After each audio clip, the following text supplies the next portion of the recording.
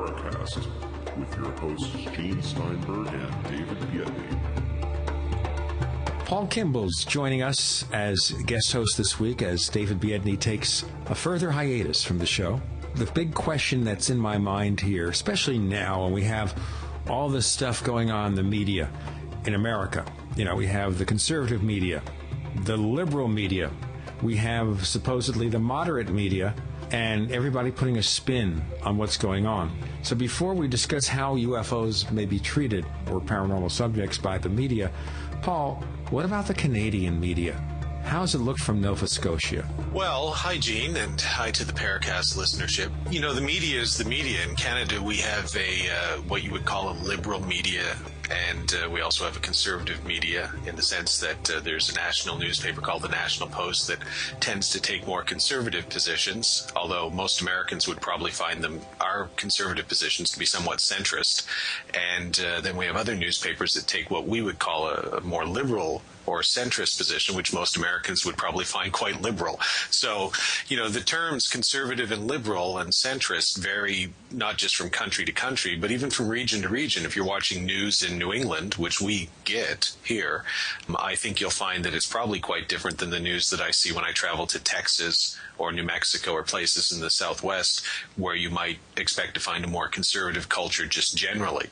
So, you know, depending on where you are, there's going to be differences in reportage, as it were. But in terms of how the UFO subject has been treated, I've never really discerned a difference between, say, Fox News, which you would consider, I suppose, to be a conservative outlet, and, you know, the New York Times, which is generally considered to be a more liberal outlet.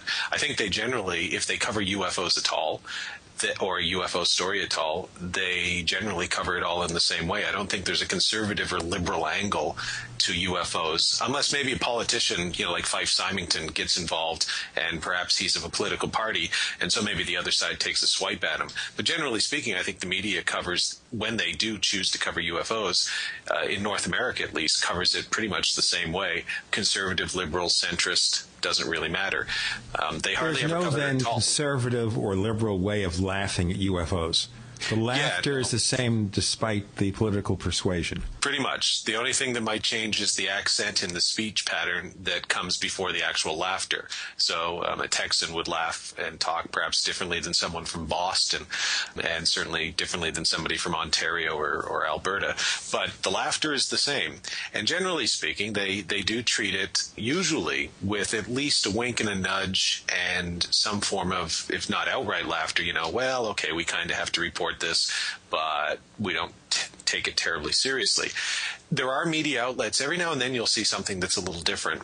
The United Kingdom, and I think this might have something to do with Nick Pope's profile over there. The United Kingdom seems to take it a little more seriously, but I think that's largely because they're in the midst of the Ministry of Defense releasing documents. So there's an actual news story there. You have the government getting involved and saying, well, look, here's all these documents. We ran investigations.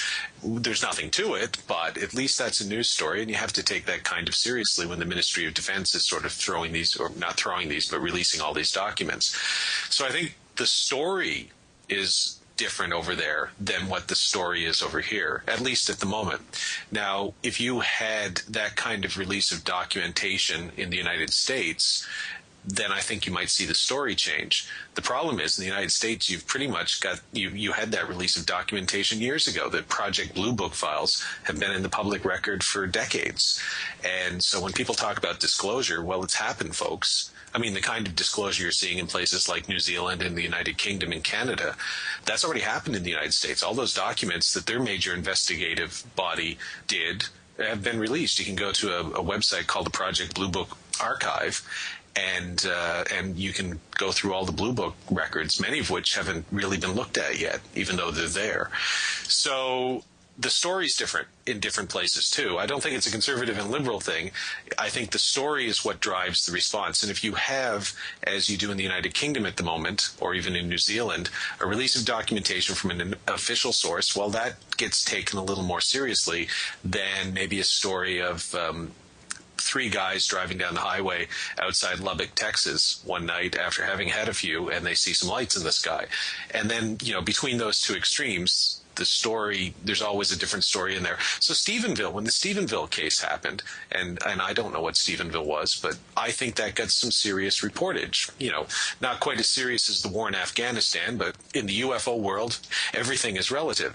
So I think that got some serious reportage. I think the O'Hare case a few years ago got some serious reportage, because those were cases, whatever they were, whatever happened, that involved credible people and some interesting things going on in Stephenville, in a very interesting place, and in O'Hare in a very interesting place, the President's Ranch and one of the world's major airports. So I think that's the story, and I think that's why you saw something more than just the usual ha ha ha, at least initially when it came to those cases. So I think it's the story gene that drives it, not any political persuasion. What about the stories that there may be some kind of conspiracy between the government and the press to keep the information from being disclosed? We did a show about that a few weeks ago. Well, I would say that those kind of stories, from my perspective, are exactly why the media laughs at the UFO subject, because as far as I can tell, there isn't a hint of any solid evidence that would point to, first of all, you have to have aliens. The aliens have to have talked to the United States government. It's always the American government. Nobody ever complains about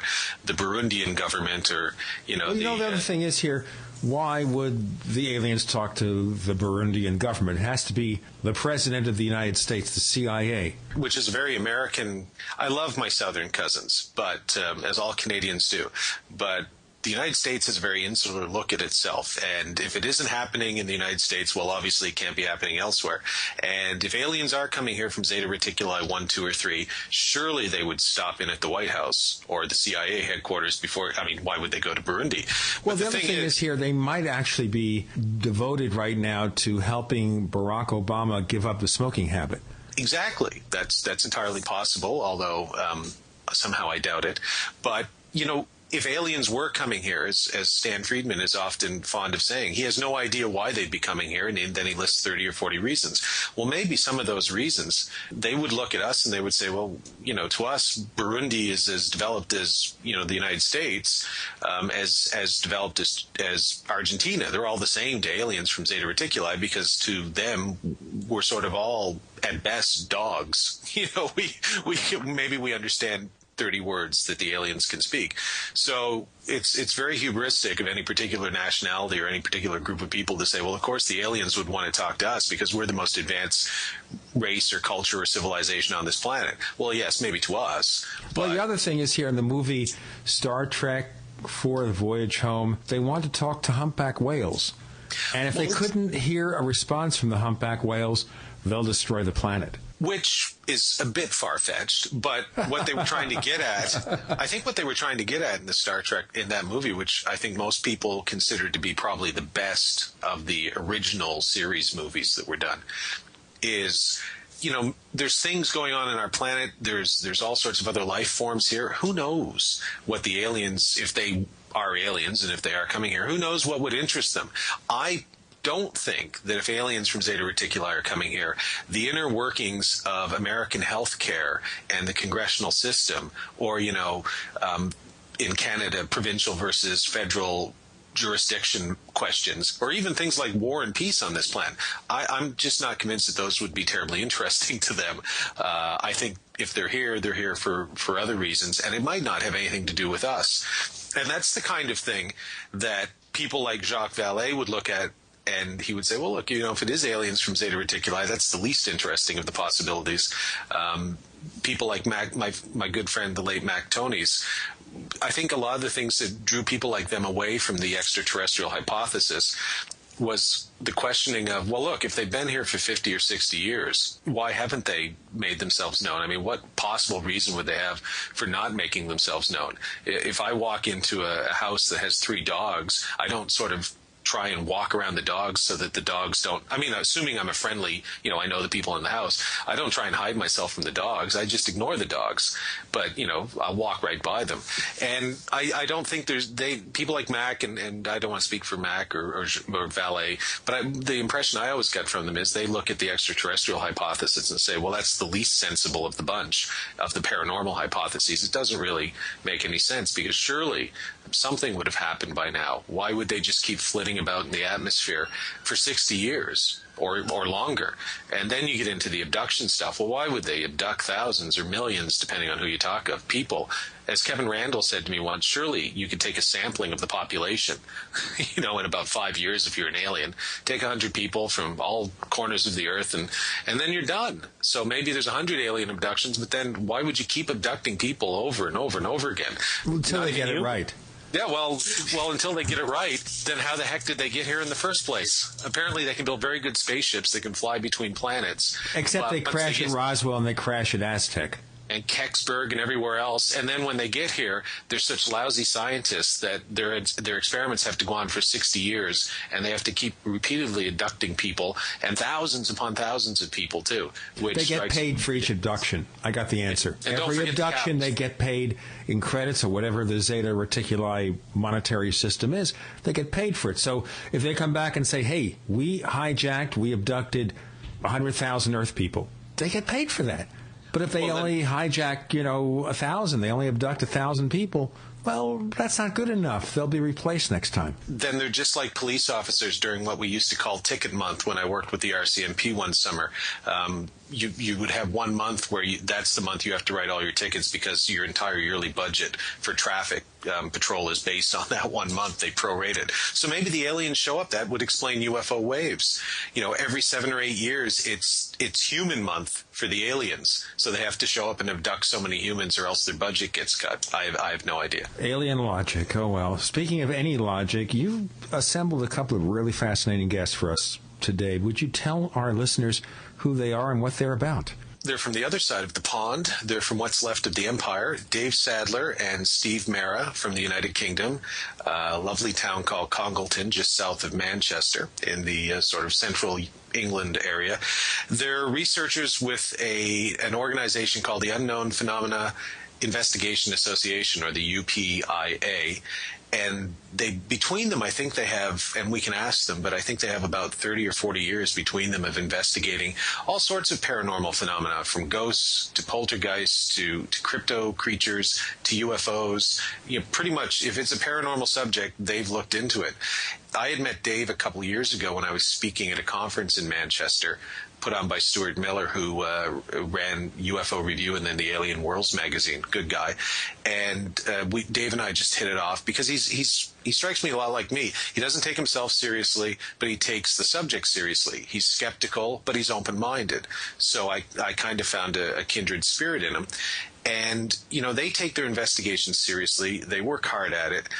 And they don't jump to conclusions. And so when we needed local people in the United Kingdom to partner with Holly Stevens and I when we were doing a few episodes of Ghost Cases over there last year, Dave was the guy I called, and we partnered up with the UPIA. So they were in 4 episodes of our television series, and they were fantastic to work with. So I thought, well, let's introduce them to folks. They've been on radio in the United Kingdom, but I don't think they've ever been in North America or anywhere else, beyond that. So let's introduce them to folks in the rest of the world, because I think they're the best paranormal researchers that I've run across in the UK. And I say that with no slight to Nick Pope or Nick Redfern or Dave Clark, who are all friends of mine. I think Dave Sadler and Steve Mera and their people at the UPIA are top-notch. So that's why I suggested them to you. Dave Sadler, Steve Mera, coming up next on the Paracast. I have a feeling we're not in Kansas anymore. Hi, this is Tamar from Namecheap. We're a domain name and web hosting company, and we really care about our customers. With domain name purchases, Namecheap offers free SSL and free WhoisGuard for a year to protect your identity from spammers. We won't bother you with unwanted messaging in your inbox or upon checkout, but most importantly, we care about you, our customers. Your satisfaction and happiness is our primary focus because your support means so much to us. If you'd like to learn more, please visit us at radio.namecheap.com for web hosting and domain name specials. You can also follow us on Twitter at twitter.com/Namecheap, where we host many great contests, or become a fan of ours on Facebook at facebook.com/Namecheap. See you online.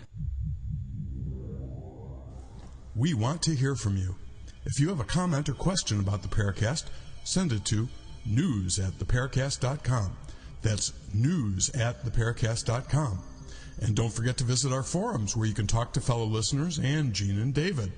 Just go to theparacast.com and click on the forum links. That's the forum links at theparacast.com.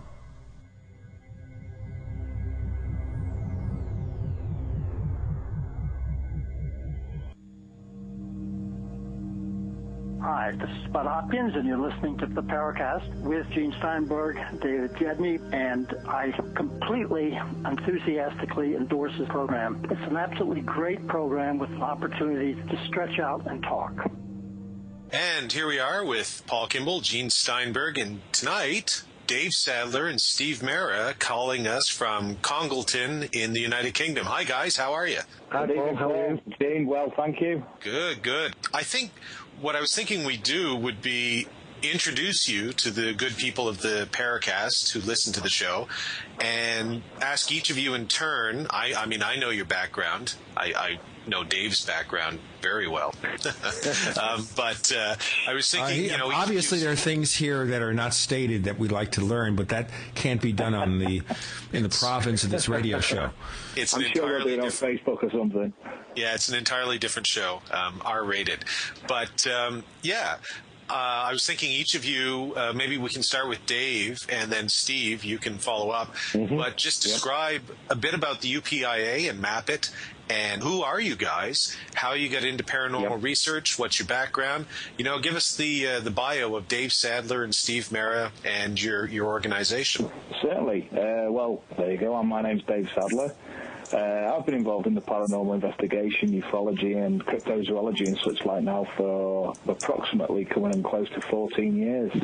I originally started from a basic interest, boredom, ensued from the job I was taking at the time, and I had a lot of spare time, so I decided to fill it, and I found that my interest at the time was big into the paranormal, so I delved into it a little bit. Luckily found the BITC course, which was run by Mr. Mera, how we met. From there, I continued my learning of the subject, the basics of the subject, formed the UPIA in 1998, and from there we've took part in a hell of a lot of active investigations throughout the country. In fact, we took in some UFO cases throughout the world, which we've been able to solve, especially regarding footage that's been sent over and images and such like. Nowadays, the team is a more compact team. There's 10 active members, Steve included. And some of the work that we're doing, I think, far eclipses most other organisations similar to the UPIA in the UK. We've taken steps forward greatly in many different areas. And that's not down to myself, that's down to the people within the UPIA. We look at haunting activity, ghost apparitions, that sort of genre. We look at UFOs, we look at big cats.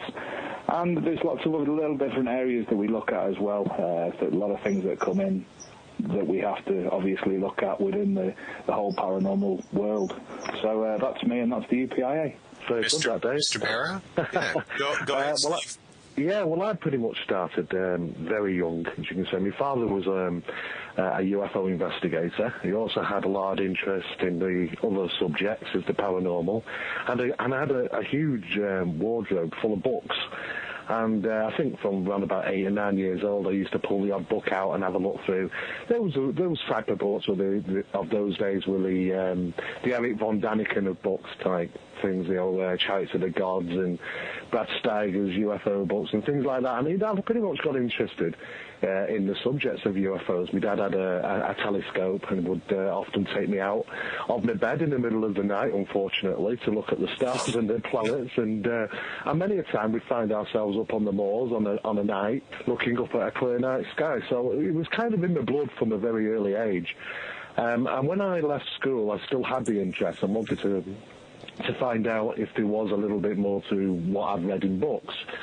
But I was caught up in regards a lot of training in regards electrical engineering, and then I was hired out as a contract worker for NATO for a short length of time.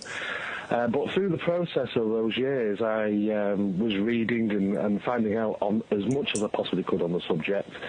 And around about 20 years ago, I mean, I've been in the subject now for about 25 years, but about 20 years ago I opened up my first organisation, which was the Cheshire UFO Group, and then I became an investigator with BUFORA, the British UFO Research Association. I became a regional investigative coordinator with them and helped tutor their course. Over a period of time, I became involved in numerous organisations through the UK, and around about the 1980s, the latter 1980s, a lot of people were becoming interested in the paranormal. There'd been a number of television programs on the TV, such as the X-Files, and people more interested in the paranormal side of things as well as UFOs. So a lot of organisations like my own started thinking about investigating the paranormal as well. So we ended up investigating both UFO and paranormal phenomena. And I took over an organisation which was run by David Rees. It had been formed in 1974 called Map It. And been running that today, basically investigating and researching the paranormal, all aspects, be it UFOs, supernatural, or cryptozoological. We also ran the British Investigators Training Course, which is a course which was run by myself and numerous other academics from around the world. And I think today it's probably the most recognised course in the country for people who wish to learn a little bit more about how to investigate and research the phenomena from an investigative point of side, or even if they have their own organisation and want to put their own details together and do their own form of investigations. And since then, basically, we've been involved in the media aspect of it all as well. So I'd say about 25 years in total I've been at it. And we'll get into a lot of those cases from ghosts to UFOs to poltergeists as the show goes on. But I just want to clarify, like, Steve, you have correct me if I'm wrong, you have a bachelor's degree in science, don't you? I have, yes. I have a bachelor's degree in science, yes. And one of your other guys, Paul Reeves, who worked with us, he has a science degree as well, chemistry, I think. I believe so. Yeah, that's right, yeah. He's a lab manager for a well-known British pharmaceutical company. So you guys, and this sort of would lead me into the next thing that I wanted to talk about, just as some preliminary stuff before we start talking about the cases and the things that you've encountered. And one of the things that impressed me a great deal when I went over, as I was saying to Gene before we called you guys up, is the sort of skeptical, scientific, but open-minded approach you guys take to investigations. And the fact that at least some of your members have a scientific background, talking to Paul and Steve, when that you could see that come into the investigations. So perhaps you guys could describe a bit about your research methodology. If I call you from Shocklack, for instance, and say, hello, I think my house is haunted. Where do you take it from there? Like, how do you, that's the worst British accent you'll ever hear. Let me interrupt here, folks. I can do something that's even worse. But I'm not going to really inflict that upon any of our listeners, I know, because we believe that they have put their faith in this program, and we don't want to encounter anything like that. Crikey. That's Australian. Oh, well. That's actually very Family Guy, Paul. There you go. Yeah. Without my lousy British accent, talk a bit about your research methodology, how you go from somebody calling you up or contacting you to, through the investigation process, kinds of equipment you use. I know, Dave, when we were there filming ghost cases, EMF meters, which a lot of people think are ghost detectors, courtesy of certain television shows. Perhaps we can get into a whole bunch of that, of just the equipment, the way that investigations are run, the methodology. How should it be done properly? Because you guys, I think, do it properly. So let us know how you do it. Well, to be honest, first and foremost, I wouldn't class myself personally or the UPI as skeptics. I class us as realists. We use reality. Let's face it, as you said about the EMF meters. You go around waving an EMF meter, nobody actually knows what they're using it for. They're not going into the study of the subject. They're not going into the study of the EMF meter in the first place to find out actually what EMF, if you are detecting EMF, what it's causing. And obviously that is causing a physiological effect. It's causing effects on the brain, for instance. So we're going to go into it. We've got to find out more or less everything to do with EMF and what its effects on the human body is. Because ghosts don't emit EMFs. That's just bumcum. So anyway... There's another word for it, by the way, but we can't do that on family radio. How about balderdash? Isn't balderdash a good phrase for that? Balderdash, yes, we'll use balderdash. But anyway, the methodology for a case, if a case came in, the first thing that I personally would do, I would send a research request out to the team. We've got several people in the team who would blow you away with the amount of information they're able to find in an instance overnight. One person, well, both people, mainly Phil and Kirsty, just don't go to bed and sit there and research. So the research request would be put out. We'd go on to interview the clients, the witnesses. We'd find out as much information we possibly could from them, going into things as deep as what drugs they use in prescribed drugs, or in some cases unprescribed drugs, and we will see what side effects that has again on the human physiology. We will just absolutely ask them as many questions. We'll get to know the people as best we possibly can and find out as much information as we can. Steve, do you want to take it from there? Yeah. I mean, obviously, with investigations coming in, I mean, sometimes we do have space of investigations where they come in quite regularly. And I think there's a process that we have to take on board, such as warranting an investigation. I mean, sometimes a lot of the things that we do get reported is usually a lot of just information, such as some person saw something a number of months ago. The unfortunate thing is, with investigating UFOs, you're usually investigating something that's already happened, and the chance of you actually seeing it again in the vicinity is usually very low. Investigating the paranormal is a little bit different, because you do actually have the probability of being able to see something or experience something a second time around. So warranting investigations is quite an important issue for us, because we have to look at them and say which ones have the priority and which ones don't. Of course, those which involve children and traumatic or severe frequency incidents, obviously they go straight to the top of the list, because it's a necessity to investigate those first. And we go through, like Dave has mentioned, a process of research, a process of if there are psychological conditions which could be attributed to the experience. Is there a physical thing? Has people reported physical interaction of some sort? We have to warn on the investigation. We also have to work out what equipment is going to be required for that location. If it's indoors, if it's outdoors, do we have power? Sometimes we don't have power. We have to run an on-site investigation on generators and light poles.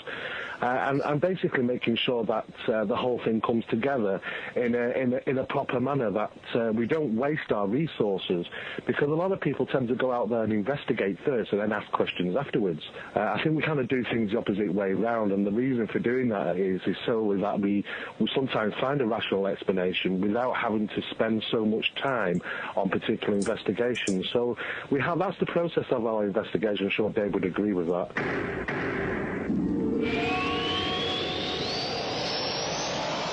Picture this. You're on the phone with a client or colleague trying to explain something visual. A PowerPoint, a keynote presentation, a website. But it's frustrating because they can't see what you're talking about. The solution? Good news. They can if you invite them to an online meeting using GoToMeeting. Then they can see your computer desktop on their computer screen, so you can show them what you're talking about. I use GoToMeeting all the time to collaborate with colleagues and with clients. You can try GoToMeeting free for 30 days, but you must visit GoToMeeting/podcasts. That's GoToMeeting.com/podcasts for a free 30-day trial. You're in the Paracast with Gene Steinberg and David Biedny. You never know what's going to happen next. We have Dave Sadler, Steve Mera, and we're joined by our special guest co-host, Paul Kimball. Steve has a book out called Strange Happenings, Memoirs of a Paranormal Investigator. Yeah, and I guess that's right. Where you tell all about your secret life, whatever that is. Yes. I think there's a number of investigations from my first sort of 10 years in the book, which covers everything from UFOs to paranormal to strange and profound things. So it's quite an interesting read. And Dave, you got a book out called Paranormal Reality, Ghosts, UFOs, and Pussy Cats?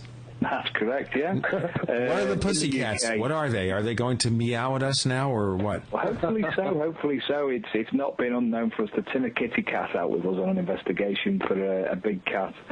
Yeah, basically the big cat thing in the UK, where in the US, and I don't know about Canada, you've got obviously a lot of wildlife, a lot of pumas not in the wild. In the UK, that's basically unknown, so we've got a classification of an ABC, an alien big cat, alien B, and obviously alien to the terrain.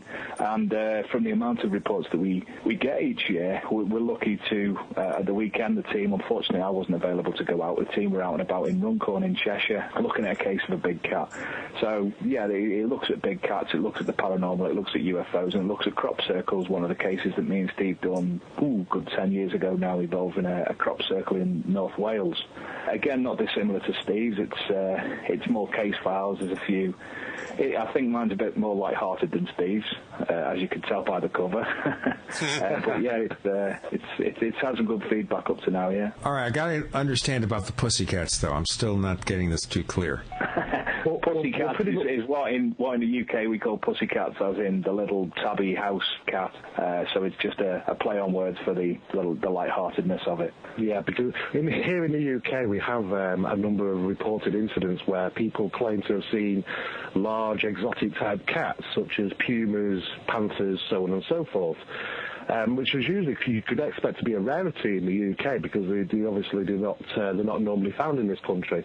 However, there is a lot of speculation that some of these cats were released in roughly around about 1976 during the Exotic Animals Register Act that came into force, and maybe that some of them have been got out of zoos or been pets and been let loose.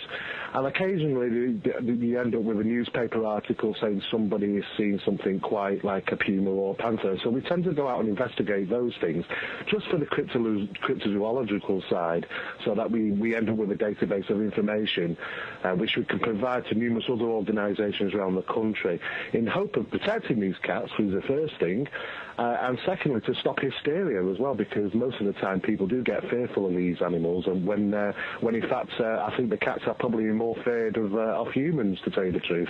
Now, are we saying then that these cats are not really paranormal, but just something that's natural to our planet, but maybe we don't know enough about them? As Steve said, it's a rarity in the UK. In the US, obviously, you have cougars in the back garden a lot. In the UK, we only have them in zoos. The natural climate, the terrain in the UK it's a no-go area. We've not seen things like that for since medieval times.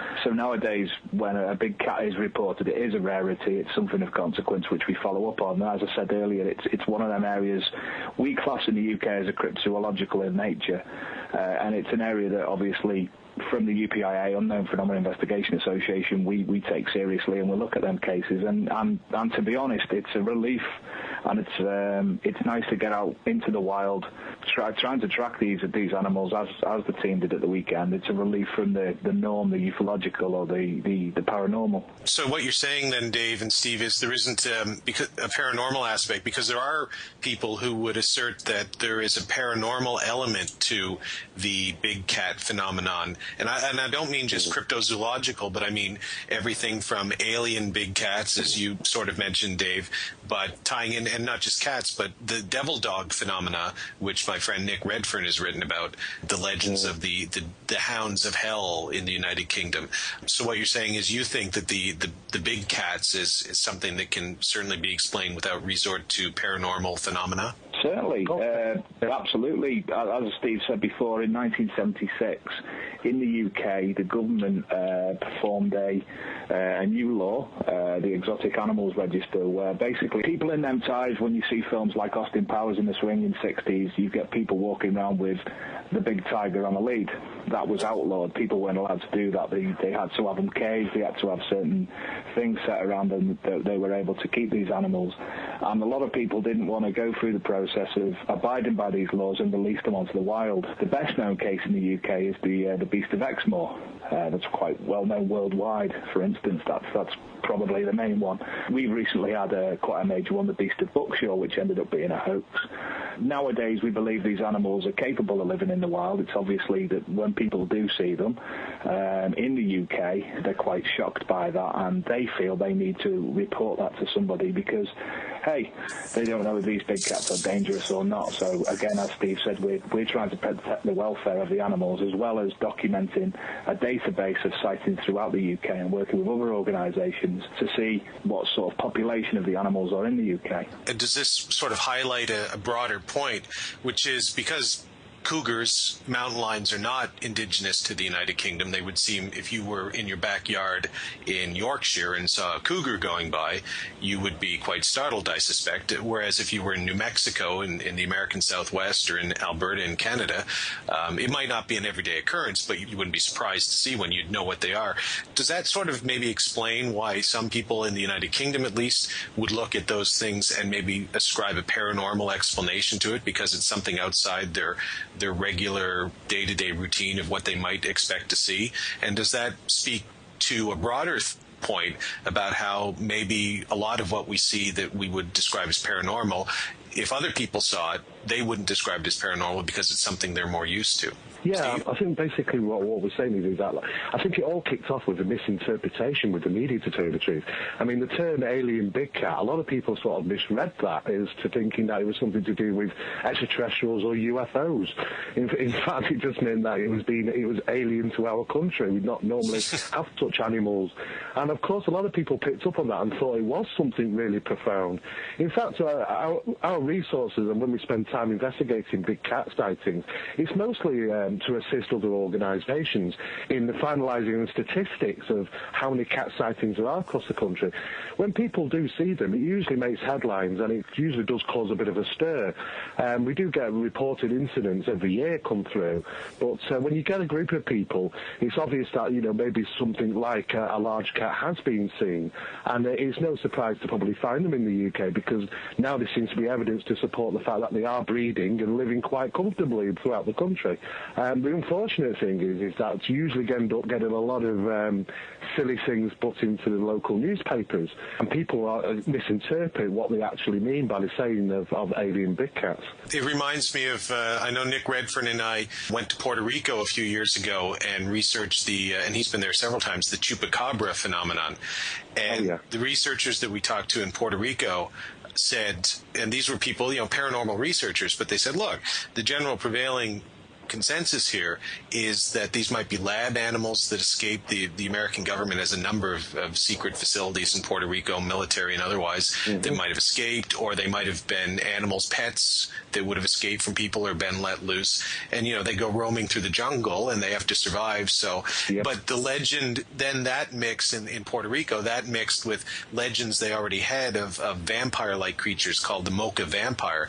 And all of a sudden, and then the alien thing, I don't even know how that got in there, but somehow ufologists descend, or some ufologists descend and turn them into Zeta Reticulan vampires. And the next thing you know, you have this meme that's spreading, and suddenly you have aliens. The chupacabras are these alien creatures, when in fact, they might just be souped-up monkeys that have escaped into the wild in Puerto Rico. And so I don't think that's something that just happens in the United Kingdom with big cats. Although I love that, alien big cats. And why don't you make a movie like that, Paul? Well, yeah, the attack of the alien big cats. But seriously, guys, okay, so maybe the cats are just natural creatures. But what about Bigfoot? We don't often get reports of Bigfoot. I mean, the British Isles is relatively small to places like the States, and of course it's a relatively small island. I think really you can travel in any direction, and within 53 miles you can reach the sea. So I think basically, when it comes down to the odd little reports now and again, which we have had, we've had a few reports from a location known as Carrot Chase in Staffordshire, where people have reported on occasions strange sightings of a large hairy man or some type of creature walking upright which is covered in hair. There has been a couple of incidents, a couple of reports, but there's a serious lack of evidence in the UK to support such a creature, because, like I say, there isn't many places such as a large creature like that could survive and live comfortably without being regularly seen. I just think it's a part of a bigger point where, these sorts of things happen and they run amok. Gene and I were talking before you guys came on about the media too, and slightly different, but the way that the media can twist a story so that something, if you just call it an alien big cat, meaning alien, it's just alien to our shores, but then it just spins out of control. And even if you come forward then and say, well, no, this is what we meant, people will suddenly accuse you, well, no, you're part of the cover-up now, aren't you? You obviously made a mistake, and now you're just trying to cover it up by denying that you ever said it or something. So it's amazing to me how quickly these stories get started, and the next thing you know, you have people writing books about alien big cats, not meaning cougars escape from zoos or something, but literally they flew spaceships here from the Pleiades or something. Unfortunately, they didn't? No, they didn't, Gene. Only in Arizona. Well, actually, Arizona is another place we can't really deal with that. But, you know, this kind of raises the larger question of the fact that also you guys are involved in UFO investigation. And one of the issues, of course, confronted by all this is whether we can take UFOs and merge it with other unusual events, or does it exist all by itself? And that's also kind of a big controversy. So, Stephen or Dave, which one wants to take this? Yeah, I'll have to be Steve. This is definitely his forte when it's ESP or paranormal-related UFOs. Yeah, I mean, basically, we in the 70s, we thought pretty much that the UFO phenomena in the UK was pretty much a nuts and bolts phenomena. If you picked up a stone and you threw it, you'd hit it. But as time's gone on, we've had these variations in the UFO sightings across the country, such as sometimes not being picked up on radar when they're clearly visible in the sky, presumed to be apparitional or see-through or some type of manifestation of a UFO, but not in a physical sense. And then we have the odd reports where people who claim to have had very profound UFO experiences and got on to say that they've experienced apparitions of entities. There was a case in Devon regarding a farmhouse where people who'd consistently seen UFOs in close proximity to the building went on for numerous weeks claiming that they'd seen apparitions of small entities. So you can say that there is some form of paranormal aspect. And because of those psychic ramifications of those UFO experiences, there is a grey area between the two, where the two sides of paranormal and the UFO do come together. And I think we have to sort of look at those in a different light as opposed to the normal characteristics of the UFO sightings, which are reported by pilots and so on and so forth. So we have to look at two kinds of UFOs. Yeah, I think we have to look at the fact that we have, obviously, a physical phenomena being reported in our skies, such as they're being picked up by radar, there are visual evidence, and also those cases where they seem to be apparitional. There are people in the UK which have claimed to have close encounters with strange craft, but they can see through them as if they're misty or they're apparitional. And some of their experiences that follow tend to be closely associated with paranormal events. So we do have kind of a category where some of those profound paranormal incidents come together with the UFO incidents as well. So we kind of treat them a little bit differently than the physical ones.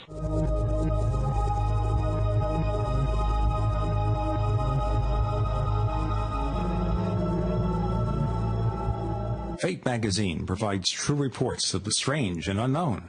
Keep up with the latest on angels and miracles, psychic phenomena, ghosts, UFOs, life after death, and much, much more. To receive your free issue of Fate magazine, call now at 1-800-728-2730 or visit their website at www.fatemag.com. That's 1-800-728-2730 or www.fatemag.com. What are you waiting for? Your fate awaits.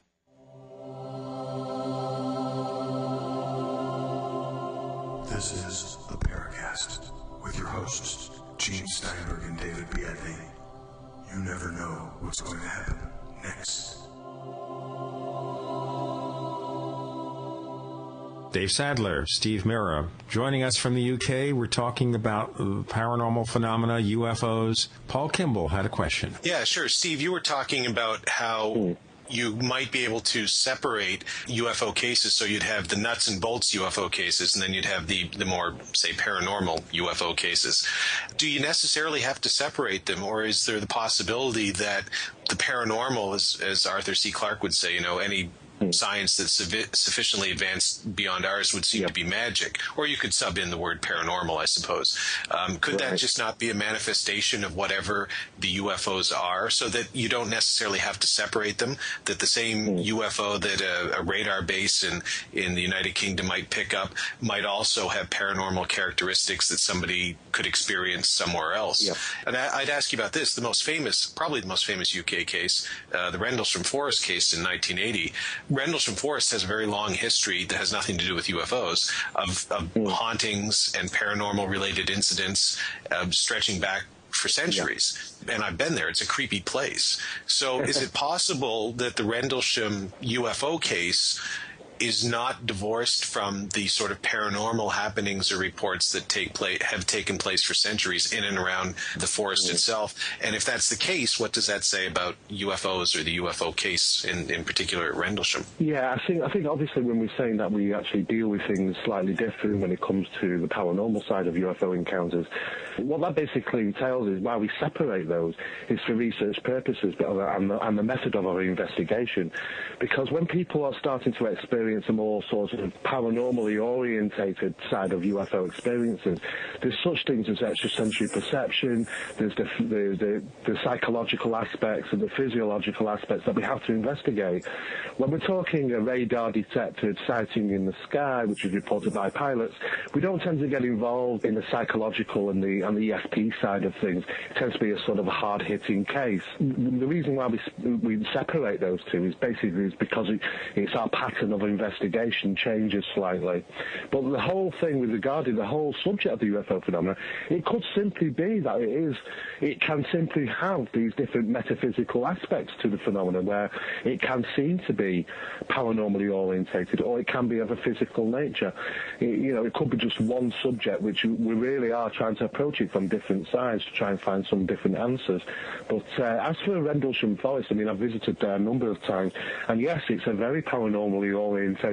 Through history, there have been lots of hauntings and strange things being seen and reported there. It is also coincidental that that an incident such as the Rendlesham Forest UFO case actually took place there, and you can draw comparisons across the UK where certain hotspots of paranormal activity have been reported, and also UFO reported sightings. Is it possible that the UFO cases and the paranormal stuff is all related in the sense, my friend, and many people have speculated about this, but my friend, the late Mac Tonys, who passed away last year, would make these kind of links where he would say, Greg Bishop does the same thing, it's an overarching intelligence. What we're dealing with is some non-human intelligence, and it manifests itself in many different ways when dealing with different types of people.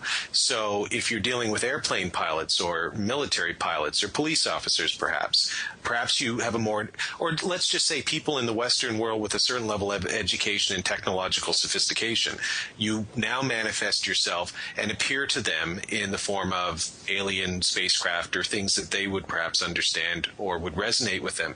But if you're dealing perhaps with less, let's say, technologically sophisticated people, or even more superstitious people, or even religious people, maybe you manifest yourself in different ways to those people. But is it possible that we're just dealing with one overarching intelligence that just chooses to manifest itself in different ways depending on our circumstances?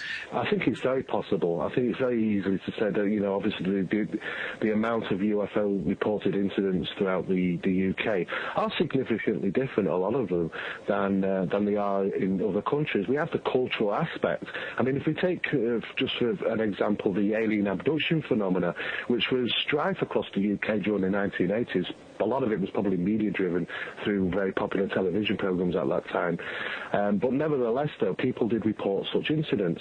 The incidents throughout the UK are very more spiritual, the more contactee-type cases, as opposed to the kicking and screaming abductions, which often are reported from different places around the world. So this country doesn't tend to have many, you could say, people who say that they've been forcefully taken. We do tend to get a lot of people reporting spiritual type experiences or contactee type experiences where they've gone willingly.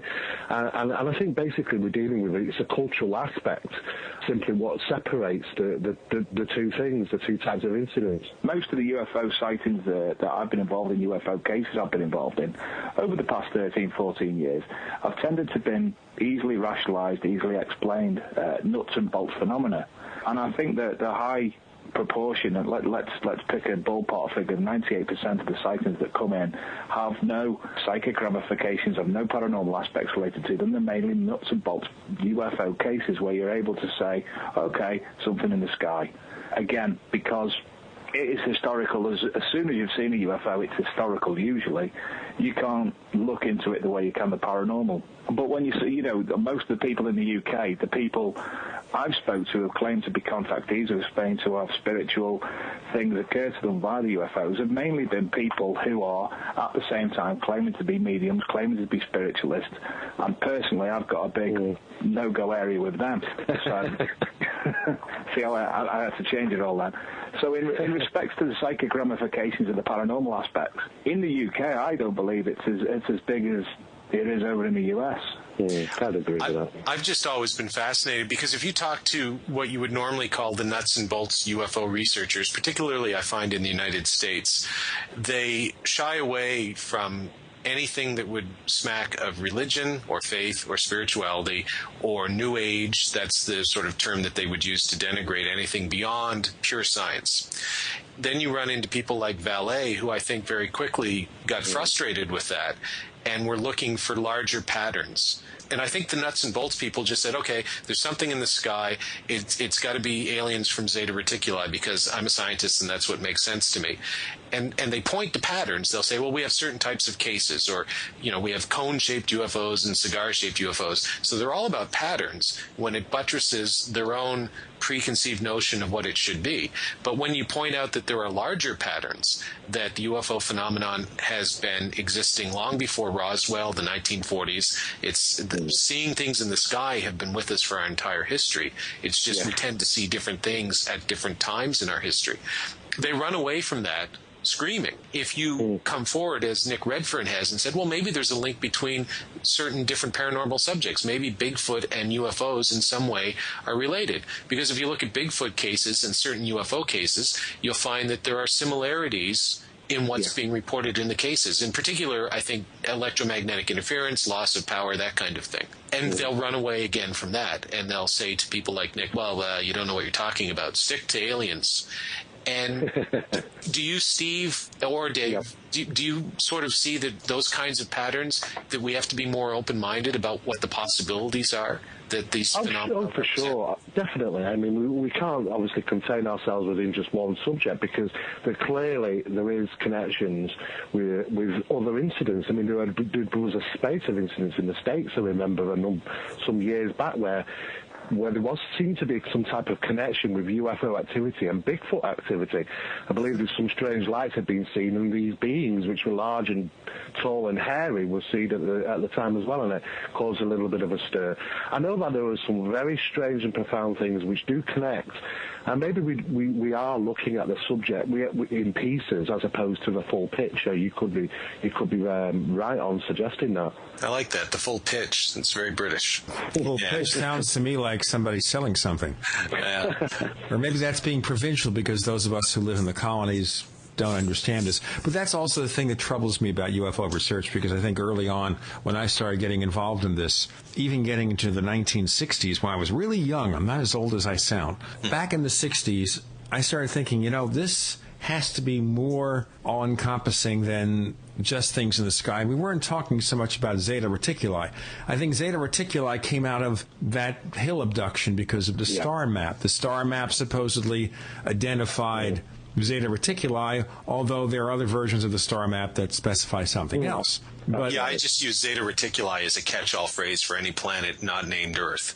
So I'm not picking on Zeta. If there are Zeta Reticulans here, I don't want them showing up at my door tonight going, hey, how come you're blaming us for... Ladies and gentlemen, any Zeta Reticulans or Reticulians or whatever they call themselves, if you know Paul Kimball's address, he needs to be abducted. No. But that's another point. Seriously, Stephen. If I'm going to be abducted, I want to be abducted by Billy Meyer's hot Nordic Pleiadians swimsuit models. Those ones can show up at my door tonight. Yeah, I think they probably moved on from the 70s jumpsuits, though, Paul. I know, it's a terrible shame. Aliens were, it's funny. And sorry, Gene, I interrupted you there. No, you know what? That's okay. Interrupt and go ahead. I'll just sit back here and I'll sniffle. I've always wondered what it says about our modern society. I think the UFO phenomenon speaks a lot, in some respects, to the society we live in.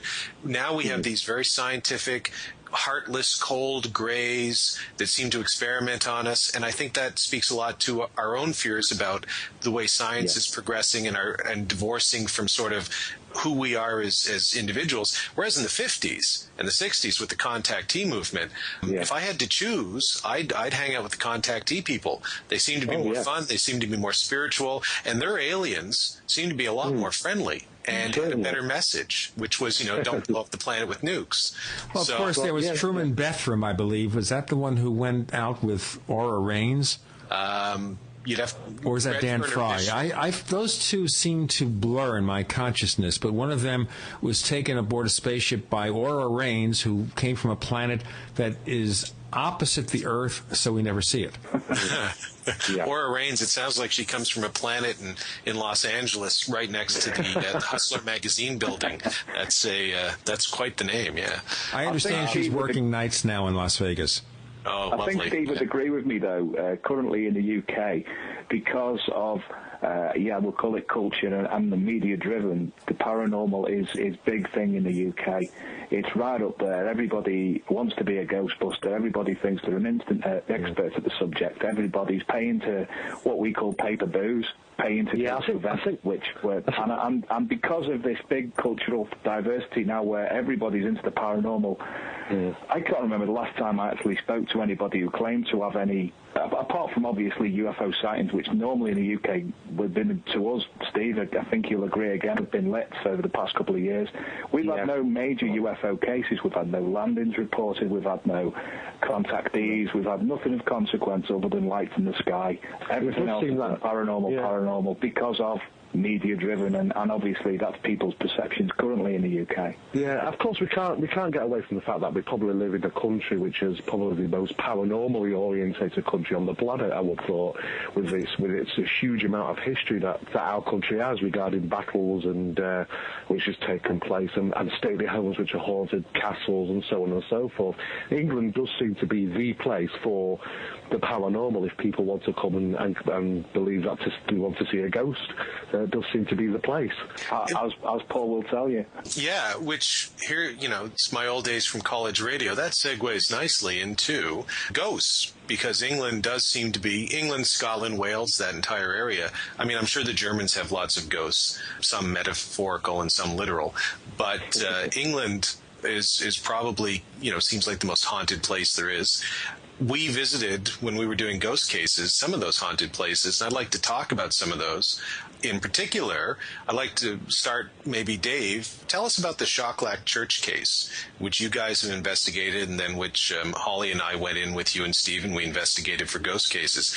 Tell us the background of the Shocklack Church case, which I think is just a fascinating case, particularly as I was there, and both Holly and I experienced something at the church, or more than something. Yeah. So maybe you could take us through the Shocklack case, which is a great ghost case, moved from UFOs to ghosts. And let me warn you first, before you start, that we're going to break for the hourly hiatus in just a couple of minutes, so you can start in the case on this section, then we'll resume on the other section. Certainly. Basically, St. Edith's Church in Shocklack is a 12th century UK church. It's very old, it's very beautiful, it's very picturesque, and it's built in the middle of nowhere. Suggested it's built in the middle of nowhere because of lepers at the time. They were going to the church. There was possibly a leper hospital at the location, because obviously they could go in the field surrounding the church for worship and such like, and other people could come to the church from afar. Now, we've done a hell of a lot of man hours. We're talking hundreds, maybe into the thousands of man hours at the site in, again, the past 13, 14 years. And it's always produced something odd. I've witnessed things odd, and I'm not talking physical things, I'm not talking apparitions. I actually witnessed a time slip there about 8 years ago. But as I said, there's time slips witnessed, there's apparitions witnessed, there's sounds witnessed. Paul and Holly witnessed something I reported. Holly actually reported something to me word for word, exactly the words that at least 13 different other witnesses, none of whom are connected, word for word have reported to me, how the area seems to be not quite right. For those who've read or watched the Harry Potter films, in one of the books, they're in the wizard government place, and there's a curtain, like a curtain, and they go through the curtain. There's something on the other side, and that's what everybody reports at Shocklack. There's something on the other side. It's not quite able to touch it, but there's something there. Again, with the apparitions, we've seen people, we've had reported people kneeling at the graves, we've had lights reported, we've had singing from internal of the church. We've had, and this is where Paul will jump on straight away, we've had the sounds of horses reported, horses' hooves. Now, it's alleged historically that it's the Brayton funeral cortege which coming down to the church to bury one of the Brayton family. I'll tell you what, we're at a point where we should just break this and keep the cliffhanger going. Does that work for you? What happens next? Yeah, great. Right, sure, Dave.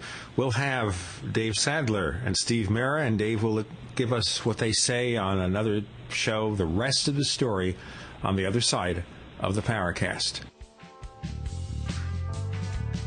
So, Frank, what do you think about UFOs? I saw one once. I think they're out there. You know, what they are, I don't know. Well, I believe that something is out there. I think that those things that you see in the sky are only one small manifestation of a whole wide range of phenomena that people haven't properly named or have attributed the wrong source to. We want to hear from you. If you have a comment or question about the Paracast, send it to news@theparacast.com. That's news@theparacast.com. And don't forget to visit our forums where you can talk to fellow listeners and Gene and David. Just go to theparacast.com and click on the forum links. That's the forum links at theparacast.com.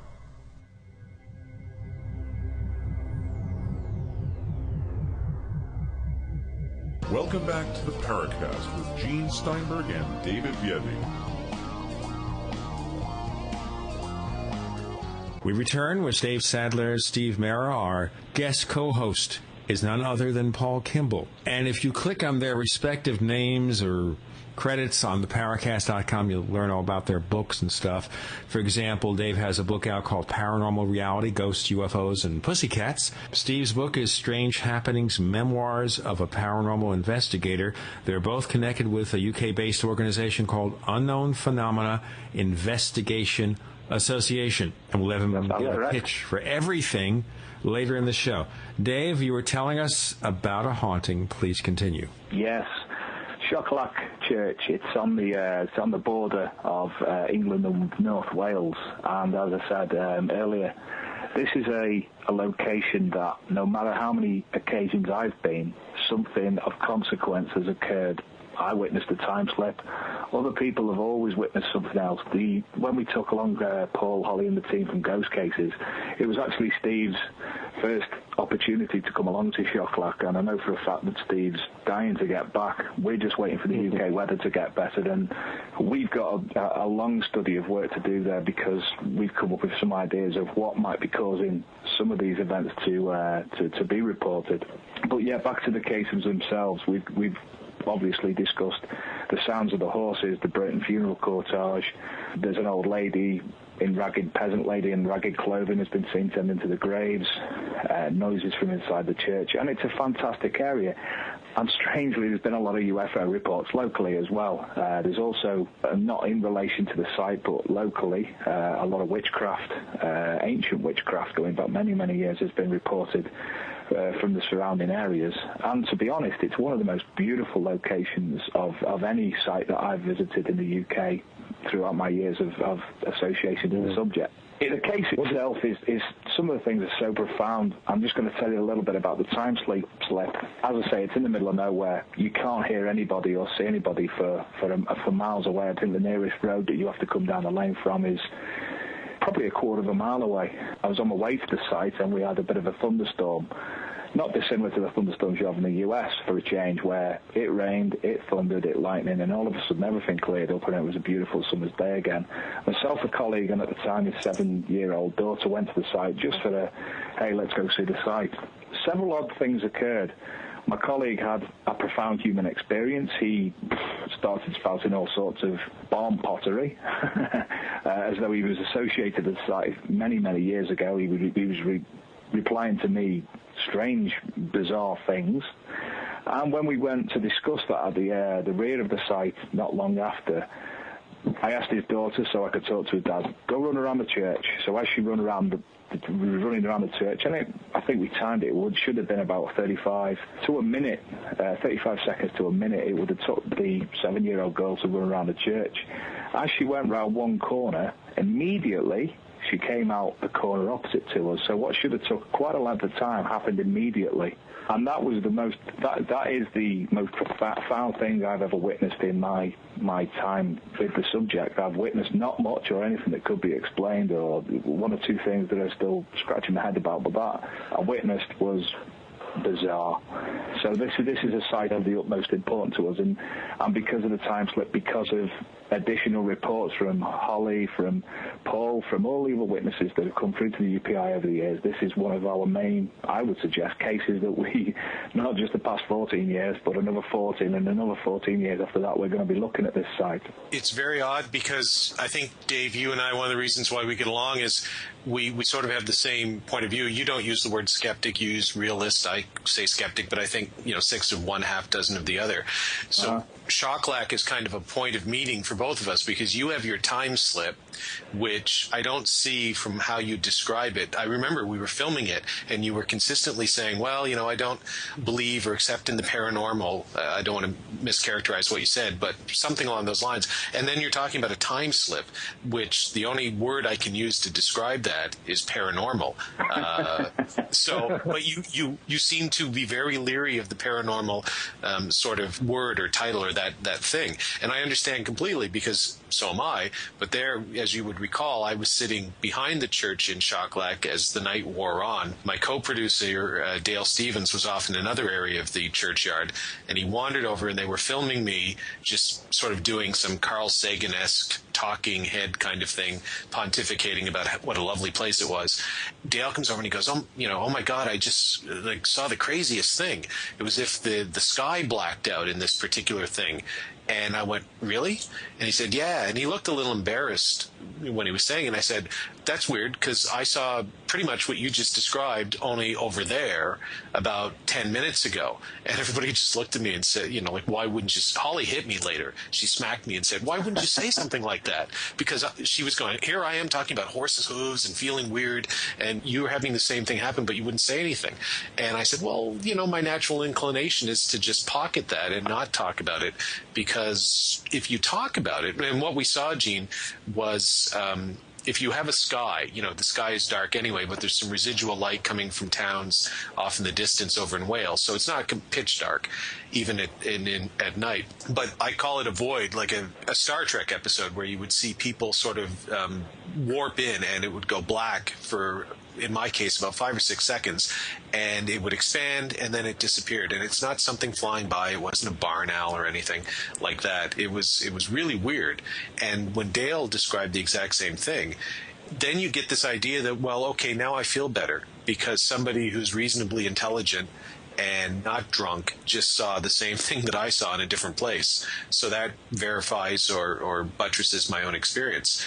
But it's that thing where you get guys like Dave and I where we have trouble admitting that maybe we experienced something, as Dave said, profound. Do you find that, Dave? Do you find you have still trouble admitting that maybe something truly profound happened to you at Shocklack? Yeah, I do. I think mainly, Paul, it's because the amount of locations I've spent time at, the amount of investigations I've been privy to, I've never actually witnessed anything of consequence. So it's hard for me to, don't get me wrong, everything that everybody says to me, unless I can prove that the person's lying or trip them up to a point that they admit that they're not being truthful, everything that everybody says to me in regards to reported paranormal activity from Shocklack, from anywhere, I believe. I can't not believe. It's just that I've not witnessed anything myself. And because of not witnessing anything personally, it's difficult to appreciate what everybody else is trying to say. So when something does occur, I think I try to explain it away a little bit too much. Yeah. I mean, I've tried to explain to Dave a number of times that it literally is a matter of your own experiences. I mean, from investigating the paranormal up to around about 1995, I was pretty much very much a skeptic in paranormal phenomena. I thought everything could be attributed to psychological conditions, misinterpretations, and those sort of things, until I had my very own, very hard-hitting experience in 1995 in Rochdale during an investigation of poltergeist phenomena. I've only ever actually been lucky enough over 25 years to investigate 2 cases of poltergeist phenomena, and both have been significant in my life, which tell me that there's got to be something more to the paranormal, and that's why it's worthy of further investigation. And that's the next thing I wanted to discuss, was to move from Shoklack to the Rochdale case, which is, I've heard you talk about it, and I think I could do a 90-minute film on that easy with just you talking. It's an amazing case. So we'll try and distill it down, maybe to 5 or 6, 7, 8, whatever minutes. But before we leave Shoklack, relating a bit to your own experience there, Steve, for the first time, as Dave said, it was the first time you'd been there, and also the way you guys run an investigation, because you experienced something. It was the light. If you remember, you saw a light. And I did, yeah. Perhaps you can describe the light, and then perhaps we can talk about, we saw something. Let's figure out if we can find a rational explanation for it, and how we went about investigating it. Yeah, well, I was actually situated at the back of the church along with an infrared camera taking some film shots, and out by the side of me, it wasn't really out the corner of my eye actually, which was quite surprising, but I did actually see this light appear across a tomb, and it was quite a straight line as well. I remember thinking to myself that someone must be local with a light. So I went round the corner of the church to look for somebody, and I actually couldn't see anybody there. So when I actually brought it to your attention, I initially started thinking, trying to immediately rationalise the experience, and thought that maybe somebody further down on the opposite side of the church, in the lower graveyard, may have been flashing a flashlight around, and maybe somehow it caught a reflection and strayed up to the top end of the church. And of course, what we did is we went down there and we found that Dale was down there with his flashlight, looking around some of the graves. We literally asked him to replicate that, to see if he could point his flashlight in that direction, to see if it would reach up to the top end. And we are talking quite a considerable distance, and it was nothing like it whatsoever. I mean, we pretty much proved that as a flashlight, the light source expands from a flashlight, and this was I remember it was very similar to like seeing a light source in a line, as opposed to a growing light source from a flashlight. We couldn't replicate it, so I can only presume that it must have been something unusual that I'd seen. But we did try our best to try and find out what it could have been, if it was down to somebody with a flashlight, but that didn't seem the case. Yeah, I mean, to me, that was, of all the things I've done in paranormal investigations, that was one of the most fun moments I had. It only really took us 5 minutes, but running through that process of saying, okay, something maybe weird happened. Let's, like Sherlock Holmes, let's eliminate any of the things that we can think of that might explain it without resorting to the weird stuff. And if you can eliminate those things, then what you're left with, no matter how strange, might actually be something that's weird. I don't know if we eliminated every possible explanation, but we eliminated the one, given the location, that made the most sense. And as you say, and so once you do that, I actually think that the payoff comes not from experiencing something, but from eliminating the possible explanations. So, because we can all experience something, but then if you go through and say, well, okay, couldn't have been Dale with his flashlight, so what are we left with? That's when you have your brief moment where you go, everybody starts nodding their heads together and going, well, or when Dale came over to me and talked about his own black void, or when Holly talked about her horse hoof thing, and I said, well, you realize, I heard the same thing too. And then she hit me again. And, you nod your head and go, right. And we walked around with the horse hooves. And I got to tell you, Gene, like it literally sounded as if, because in Halifax here, we have horse-drawn carriages, part of the tourist trade, cobblestone streets and stuff. And I know the sound, and that's exactly, and so does Holly, that's exactly the sound that we both thought we heard, and there was nothing in the vicinity that could possibly have made that sound.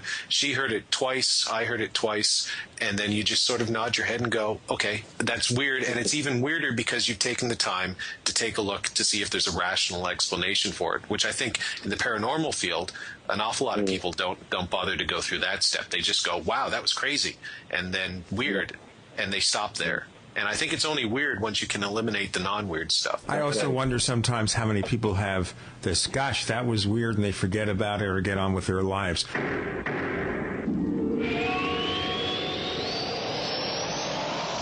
It's time to mend fences here on the Paracast, and we've had our differences with Bill Burns and UFO Magazine, but now can't we just get along? What do you think, Bill? Hi, everybody. This is Bill Burns from UFO Magazine. I'm glad to be back with Gene Steinberg on the Paracast, and here's a special offer for all you Paracast fans. Normally, we sell 5 issues of the magazine for $19.99. Guess what? If you're a fan of the Paracast, a friend of Gene Steinberg's, you're my friend as well, it's 6 issues of UFO Magazine for $19.99. Look forward to hearing from you, and Gene, thanks for having me back. So where do we get a hold of you, Bill? You can get a hold of me at www.ufomag.com. That's www.ufomag.com. I look forward to hearing from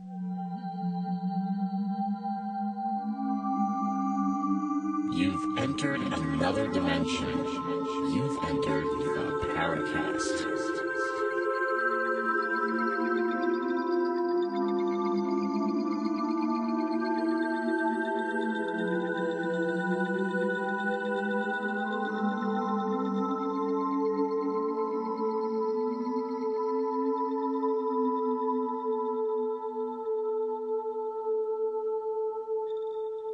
We have Dave Sadler, Steve Mera, they're paranormal investigators from the UK, and unlike some of us here in the colonies, they take a far more all-encompassing view of what's going on. Our special guest host this week is Paul Kimball. So that takes us back to the other thing here.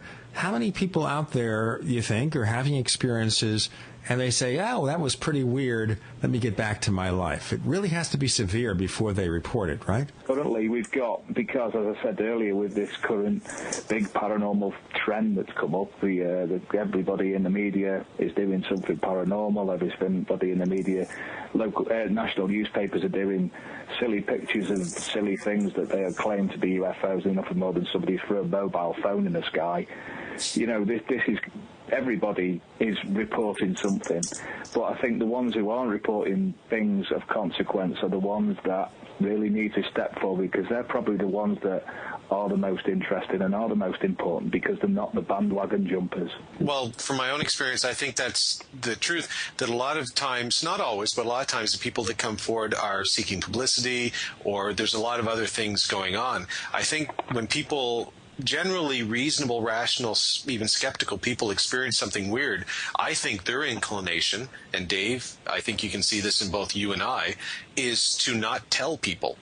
Mm-hmm. Or if you do tell people, laugh it off and sort of say, well, rationalize it. So I think the really interesting cases, a lot of them are the ones where you actually have to really pull the story out of people, because they're afraid of what you're going to think of them, because it sounds daft to them, and so they think it's going to sound daft to you.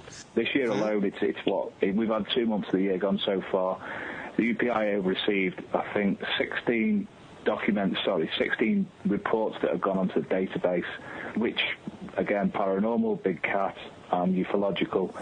I think there's only 3 of them that have not been stopped. Okay, yeah, we've been able to answer it. This is what it is. That's what it, there you go, ended.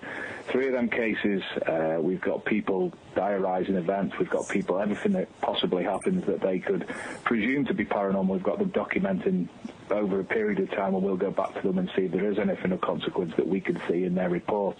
So already this year we've had a number of cases come in, and not one of them cases, apart from obviously the big cat stuff where we've been out there and done something, nothing of consequence has come from any of them cases, which has been, oh yeah, I'm really excited, let's go and put that to the top of the list, as Steve said earlier. You know, it's really warranted of an investigation. Everything has been more or less concluded. over a matter of days at the very least. So that's as I'm trying to say, that the whole UK scene with regards to the paranormal, with regards to the UFOs, it is bandwagon jumpers at the moment. It's most of them are nothing of consequence, and you know, we really would like people to reconsider that there are organisations not dissimilar to the UPIA out there who aren't media driven, who don't want to jump on and get the 15 minutes of fame. We're actually trying to assist people and help people in further the studies of the subjects. When you get these ways of reporting, it's a signal to noise kind of thing, and so there's always a signal there. Those would be the few cases that are worth looking at, but they can often get lost in the noise. You just get, police officers are the same way. If you get a rash of cases coming in, most of which are easily resolvable or whatever, you know, you don't have as much time to deal with the really important cases that require a great deal of investigation. And speaking of really important cases, I want to get back to the Rochdale case, Steve, which happened it was in 1995? Yeah, it was the summer of 1995. In fact, we'd had what was really interesting about this case, because it came to us via a newspaper article, and I remember it very clearly. The title of it was "Spooky Spills Scare Family from Home," and I remember reading it and having a little giggle at the time. And it showed a photograph of Mr. and Mrs. Gardner, who were mopping their ceiling, and they were claiming that the spooky spills of water were associated to some paranormal activity that was going on in their home. At the time it happened, we had a very serious drought across the UK at that time. We were into our 4th week of no rain, and in fact over here in the UK we only got to have literally about a couple of weeks of no rain and with some sun, and we do have problems regarding water. Don't ask me why, we just do. So we were into our 4th week, and it was a serious drought at that time. There was hosepipe bans, and we had this prefabricated bungalow in Rochdale where this family had lived there for 14 years with an immense amount of water that seemed to be pumping from the walls and ceilings. So it certainly grabbed my attention. And so then you guys went to investigate the case. You know, I assume that, you know, signal to noise, you get a lot of cases, but this was one of those signal cases. And maybe you can take us through the investigation. And what struck me when you would talk about it, we were on a radio show and you were describing it in the UK, Steve, but also when you would tell it to me in person.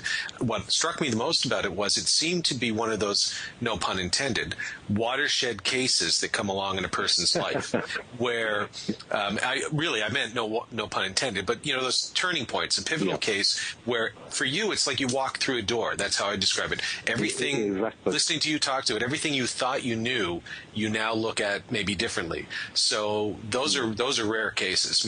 So tell us about the case. Tell us what happened to you, and give us the story, because it's an amazing story. It is, and I admit I was not prepared for it. I mean, I'm quite, you know, I admired the fact that I've actually learned from probably the best people in the country at the time regarding the investigation of paranormal phenomena and parapsychology. But nothing could have prepared me for that incident in 1995. Like I say, I'd been investigating for quite a number of years, 25 years in total, and I've never actually come across. I've only been involved in 2 cases of poltergeist activity. They've both been extreme.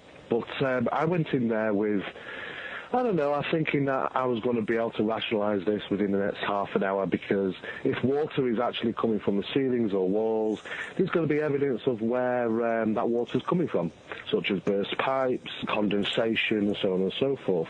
When I got there, I was quite surprised to find that the local council, had been involved in the home for at least 2 or 3 months, trying to find out exactly what was going on. And they'd fitted numerous fans in the property, thinking that it may have been condensation, which it wasn't. They'd fitted numerous devices around to monitor water, and they put up these pieces of paper on the wall to write down incidents as well, because they didn't know what to make of it.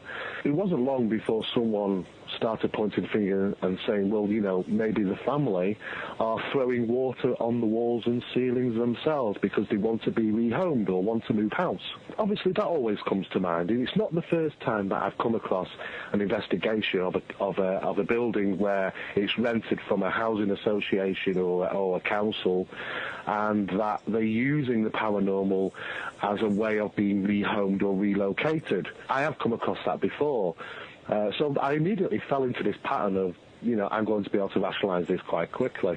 What we immediately found was that it wasn't just water formings which was part of that phenomenon. There was other things taking place, such as objects being moved, things jumping off the wall, things working of their own accord. It had a clock radio, which apparently was to be heard working when it wasn't plugged in.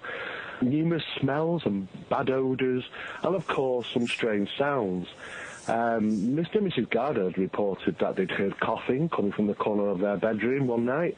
Doors and windows would open and close. Paintings and pictures would suddenly jump off the wall and catapult themselves across the room. This was also witnessed by a vicar who was a friend of Mrs. Gardner, because she was actually a cleaner at a local church. And the vicar came out, and during that visit, one of the paintings, she had a tiger painting on the wall, which shot off the wall and literally flew across the lounge at least a good 7 or 8 foot and landed on the floor. In view of this vicar, who we'd interviewed as well, and he quite clearly turned around and said, which we were quite surprised again, he believed it was poltergeist activity. So he'd obviously known about the subject himself, and after witnessing that, I don't think he had an explanation. But we wanted to make sure that the council had gone in and done the appropriate checks. So we went up in the loft, and it was not only dry, but it was very dusty up there, and there were no leaking water pipes whatsoever. So what we managed to do is we sat down and interviewed the family, which were by this time very distressed about the whole experiences. A lot of furniture and carpets had been ruined. And on one occasion, it was apparently raining in the kitchen. Mr. Garner actually had to put his umbrella up in the kitchen, which sounds ridiculous. But these are the things that were being reported to us. I know we think England is a wet country, but not even in England do we believe that it rains inside your house in the kitchen. Well, it's quite surprising. It was we didn't know what to expect, to tell you the truth. We were taking all these details down, and we thought there were a lot of very tall stories, to tell you the truth.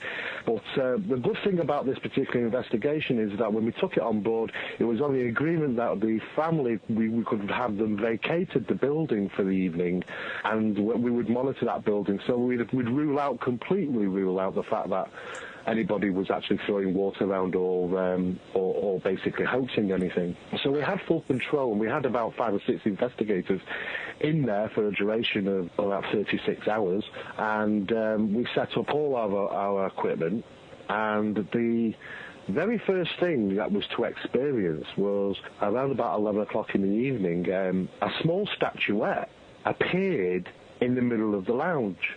Now, what was quite interesting, we'd had 2 or 3 investigators had been in and out of the lounge, and we'd got some coffee, and we were sat in the lounge talking when one of the investigators said, "What's that down there on the floor?"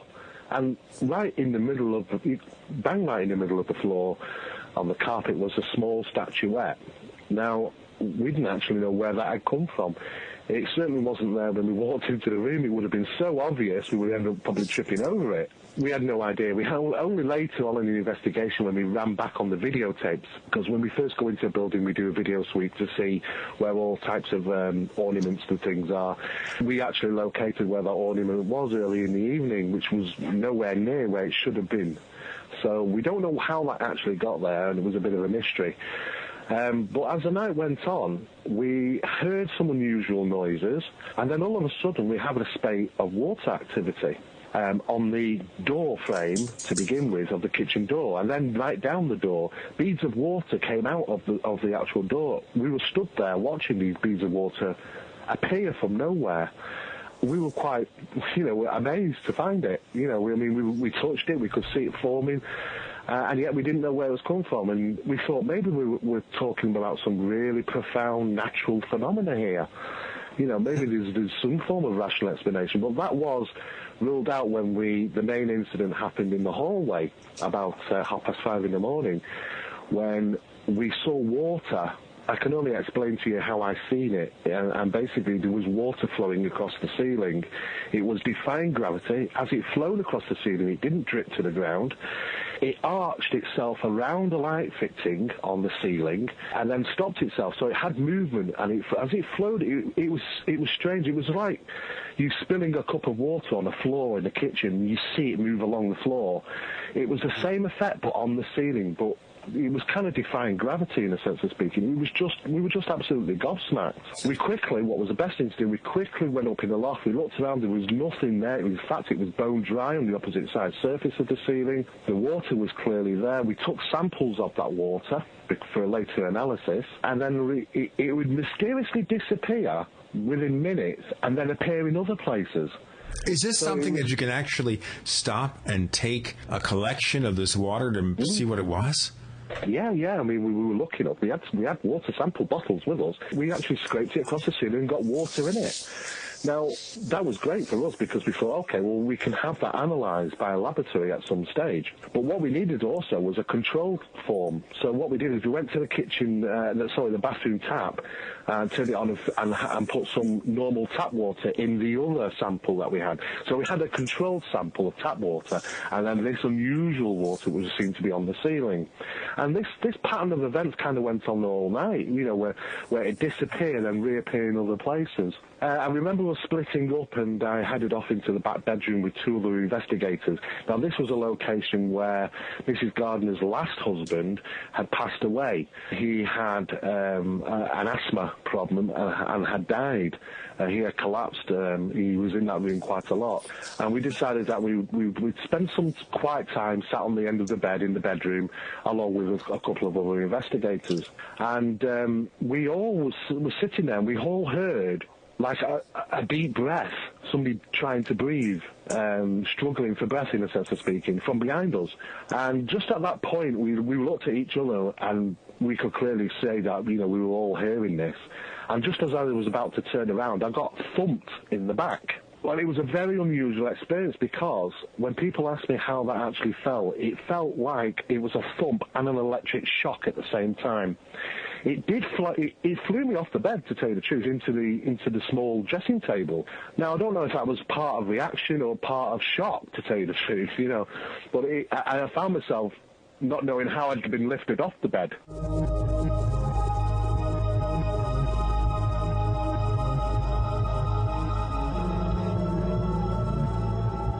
Hi, this is Tamar from Namecheap. We're a domain name and web hosting company, and we really care about our customers. With domain name purchases, Namecheap offers free SSL and free WhoisGuard for a year to protect your identity from spammers. We won't bother you with unwanted messaging in your inbox or upon checkout, but most importantly, we care about you, our customers. Your satisfaction and happiness is our primary focus because your support means so much to us. If you'd like to learn more, please visit us at radio.namecheap.com for web hosting and domain name specials. You can also follow us on Twitter at twitter.com/Namecheap, where we host many great contests, or become a fan of ours on Facebook at facebook.com/Namecheap. See you online.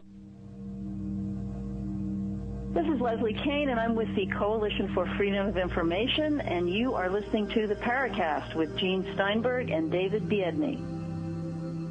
Steve Mera, Dave Sadler joining us, paranormal investigators from the UK. Our guest host is Paul Kimball, and we're being regaled with spiritual water. Spiritual water, yeah. I couldn't explain how I felt at that time of being hit. I've always been taught that paranormal phenomena doesn't harm people. It's the same thing I tell people, in fact.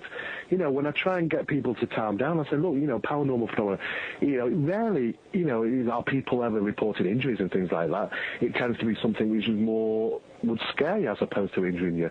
But there I was in that exact situation where something had hit me in the back. Now, it didn't take me long to rush out of that room and into the lounge and into the light.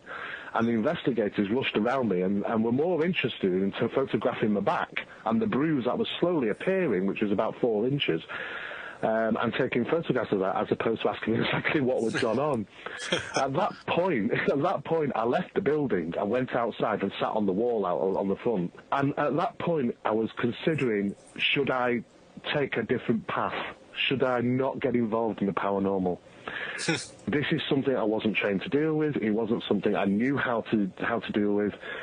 I just didn't expect it, and I had no pattern of investigation for it. I'd experienced it myself. I was out there for a good while, 20 minutes, just, you know, thinking, should I bother or should I go home? You know, and then I thought to myself, no, you know, I want to try and find out what's been going on, why should this sort of thing happen? But I've never had an explanation as to why I had that sensation, why I got hit on the back. There was certainly some physical evidence because I had a bruise, I had a mark, which was photographed, and, you know, people can see that photograph on our website. That to me was a very, very unusual experience, and it certainly made me start to believe that there's definitely something more to the paranormal than what I initially thought. I was just going to ask you, what were the results of the water analysis that you guys had run between the roof water, as we'll call it, and the tap water? Well, that was absolutely fascinating, because what happened was a whole organisation went overdrive. We submitted the water sample to Northwest Water Laboratories, and they ran some analysis on the two samples that we had, the controlled sample, which was tap water, and the unusual water that was appearing on the ceiling. And very distantly could tell the difference on analysis.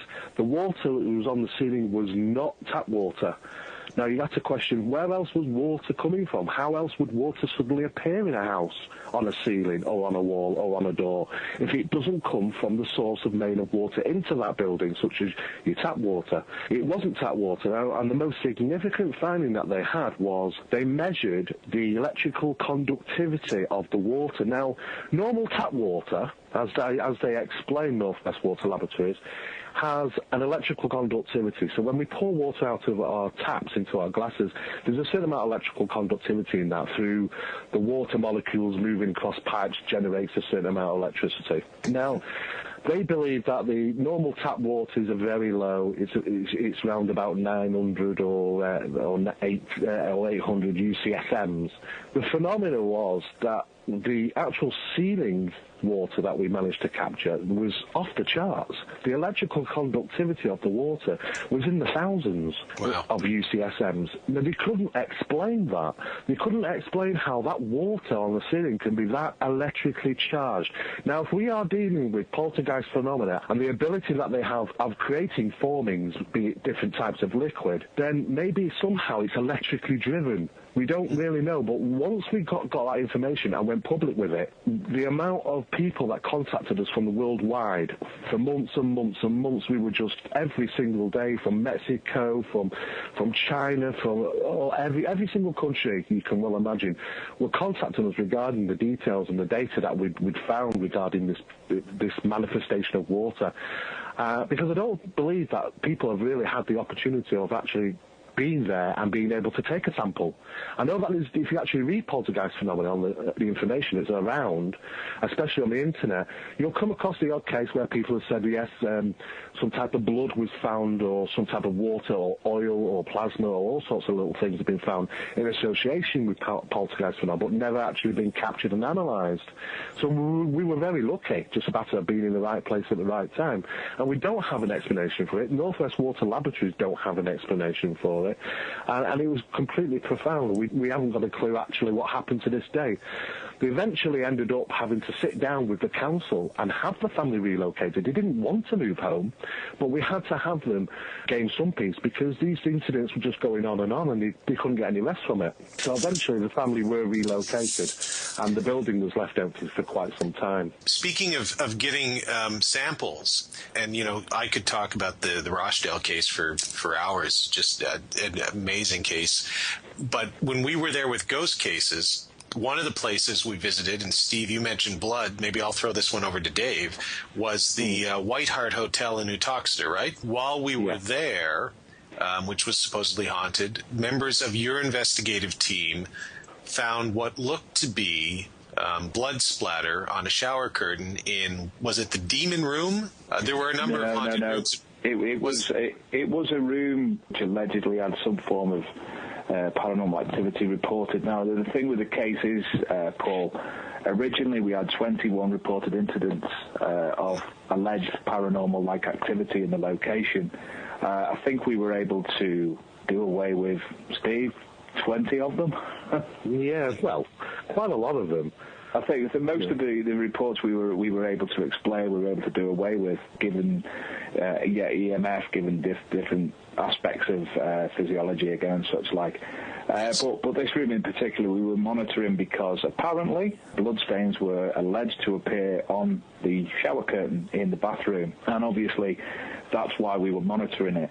It's one of them. Does it, doesn't it? I didn't think it did, but we'll monitor it anyway. I wasn't actually a case manager, so I didn't get a choice of that. Luckily, the case manager decided, yes, she did want to monitor that room that night, and at a point, bloodstains or red specks were found on the curtain. Yeah. Sorry, Dave, I was just going to say that I think we did actually manage to confirm that the actual stains were blood. But as eventually, we did take the shower curtain away.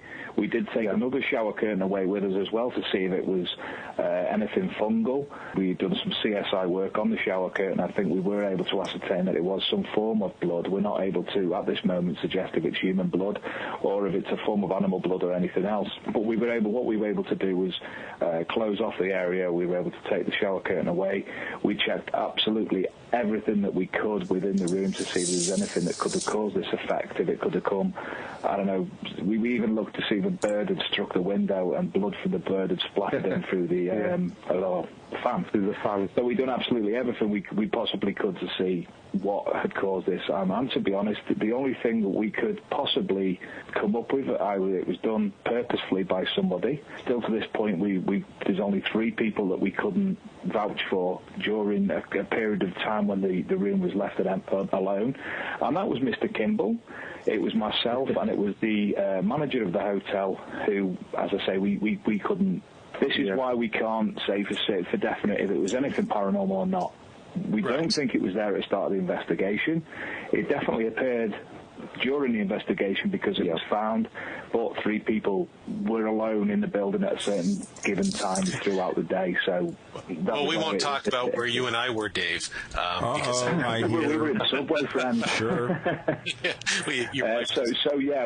I think we can go as far as to say that we done some CSI work on it and locked down a location and looked at the shower curtain in depth, as I say, for different type of funguses that may appear red, that may grow in moist conditions on shower curtains in the UK, and we've done some tests with another shower curtain as well, and at this moment I think we've definitely ascertained that it was some form of blood. It was a weird case because, again, you can compartmentalize everything that happened that night.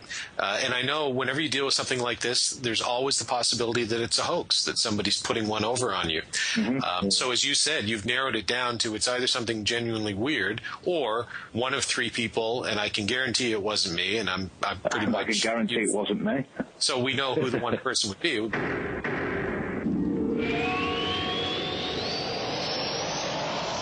For 58 years, Fate has provided true reports of the strange and unknown. Fate brings you the latest in all aspects of the paranormal, like angels and miracles, psychic phenomena, ghosts, UFOs, and much, much more. To receive your complimentary Fate magazine, call now at 1-800-728-2730 or visit their website at www.fatemag.com. That's 1-800-728-2730 or www.fatemag.com. What are you waiting for? Your fate awaits. You're in the Paracast with Gene Steinberg and David Biedney. You never know what's going to happen next.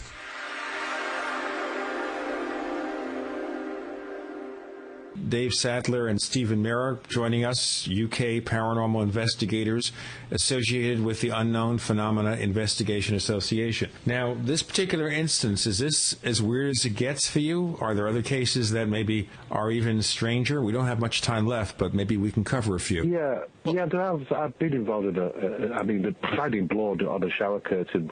Yeah, I could understand. But if we have full control over the environment and we don't have other people in there and certain things happen, happen like we had at Rochdale, then yeah, we can certainly rule out a lot of things such as hoax and fakes. I mean, the other poltergeist-related case I was involved with is a place in Stockport here in Mersey where a family were being plagued by poltergeist activity, 2 twin girls. One of them has been pushed down the stairs. She felt hands on the back of her, push her down the stairs. She ended up breaking her ankle. The radio would switch itself on. The girls were being touched on the heads and on the behinds. And on one particular occasion, the lounge door slammed so hard that it put I measured it, just over 26 inches, crack down the centre of the door. It was bellowed, in a sense of speaking. It had been slammed that hard. Now, I couldn't do that. You know, I don't think I could physically slam a door hard enough to crack a solid wood door down the centre of it. The light bulbs would pop out of the holders and fly across the room. They had a pet dog which was always being tormented for some reason. The doorbell would ring. And on one particular occasion, as things got worse, the family ended up barricading themselves in their bedroom with their mother at 7 o'clock in the evening every night, because they knew when darkness fell, things always got worse. And whilst we were on the investigation, things were definitely getting worse. The girls ended up waking up with scratch marks on the legs, and on this one particular incident, one particular night, I ended up with a phone call around about early hours of the morning, 3:15 in the morning or something. The mother screaming and crying down the phone for us to get there as soon as we possibly could. I ended up getting there for about 4 o'clock in the morning. They hanging out the bedroom window. I was trying to coax them to come down and open the front door. It took me a good 15 minutes to get them to come and open the front door because they were that scared of coming out their bedroom.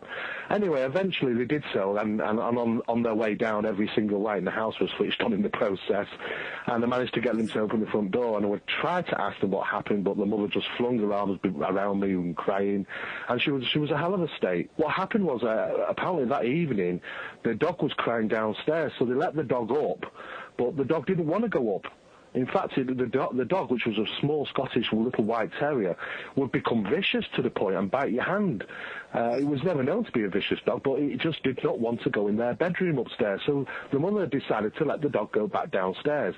As she gone down the staircase, she got to the lounge door and realised that the lounge door was open when she'd left it closed. She reached in, turned the actual light switch on. At that point, the light bulb jumped out, went flying across the room. She panicked, she dropped the dog, and she ran upstairs. And during that night, it was around about 1 o'clock in the morning, 2 o'clock in the morning, I think that there was a necessity for the girls to have to go to the bathroom, so they decided to go along with their mother and all head to the bathroom together. And at that point, this incident took place. They heard this thumping sound, and they looked down the staircase, and they saw an apparition of at least a 6 or 7 foot apparition in a dark shape, with no extremities, no fingers, no legs. It had legs, but it didn't have feet, and it didn't have hands. As it walked up the stairs, it stamped its way up the staircase. Well, I don't know how they managed this. They ran back to that front bedroom, and they barricaded themselves in. They'd moved a double bed and a wardrobe and a table.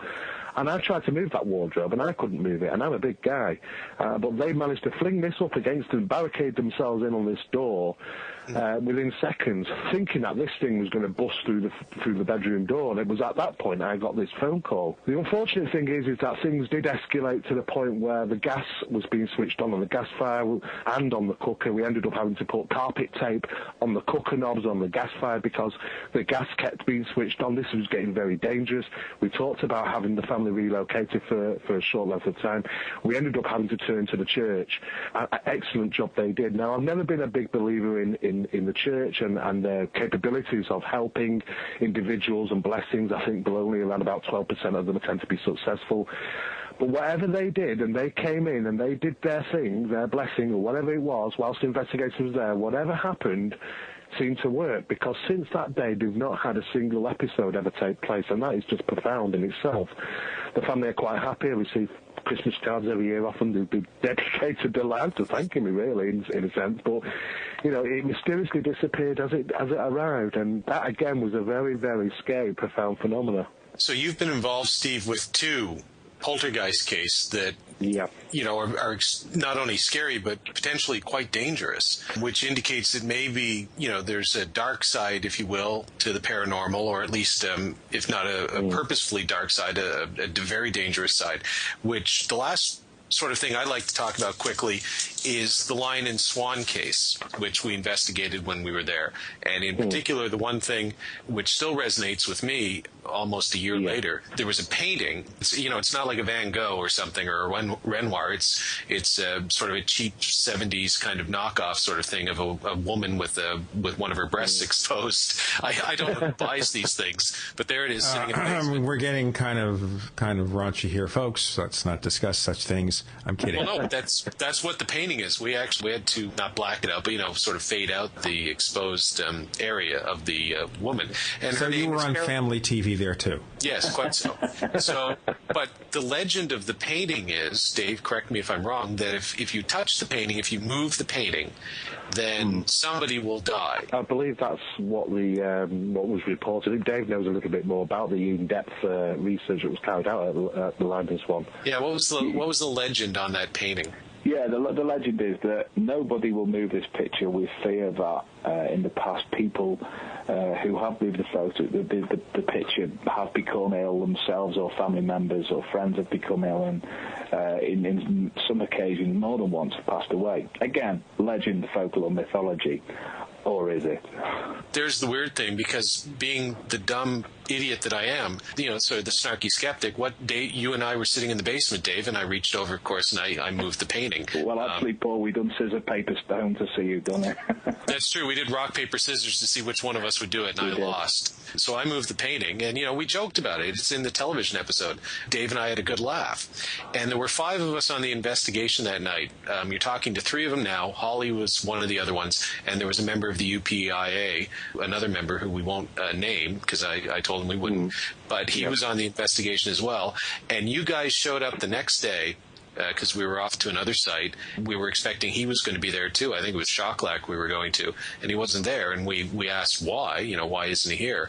And why wasn't he there? Dave? Unfortunately, and it's still such a subject to this day, and my heart goes out to him. His father passed away the night that the picture was moved. Yeah, same here. And be it coincidence or not, it's still a, is it or isn't it? Most of my inclination is to say, well, of course it's a horrible, tragic coincidence. But on the other hand, it's a pretty strange coincidence given the story and what we did that night, and then to just have that happen. I mean, sure, things happen, but eventually you run into enough coincidences when you do these kinds of things that coincidences stop being an explanation that makes sense. Yeah, it comes back to, somebody said to me once, a friend in the United States said to me once, that when you get involved in this kind of stuff, and I guess the last question maybe I'd leave you guys with is, he said to me that when you get involved with this kind of stuff, you're probably in over your head. No matter how smart you are, and we're all smart guys, but no matter how smart you are or how smart you think you are or what you might be dealing with things that are beyond whatever knowledge base we have, beyond our ability to control. Question I would ask you guys is, do you ever feel, because I certainly felt that way after the Lion and Swan with the painting and the death, and in Shocklack too, and in other places that I went during the course of the series. But do you guys ever feel that way? Steve, when you deal with the poltergeist stuff, Dave, when you have the time slip, what does this all mean to you? What have your experiences brought to you? Do you feel like that's something that's beyond your control? Does it scare you? What's your what's our takeaway from this? For me, I mean, I was introduced to poltergeist phenomena just randomly through a news item, but introduced to the subject at an early age. I didn't expect to. I thought a lot of it was, do rational explanations and things. But it certainly proved to me that since 1995, and I've had that experience, I really have delved into parapsychology even further. And today, I'm still trying to work out how these experiences can happen without, unfortunately, very good answers, unfortunately. And I think if we're going to advance this subject, because as you know, psychology and parapsychology is very static. It doesn't seem to move on very quickly. Not new material doesn't come forward very often.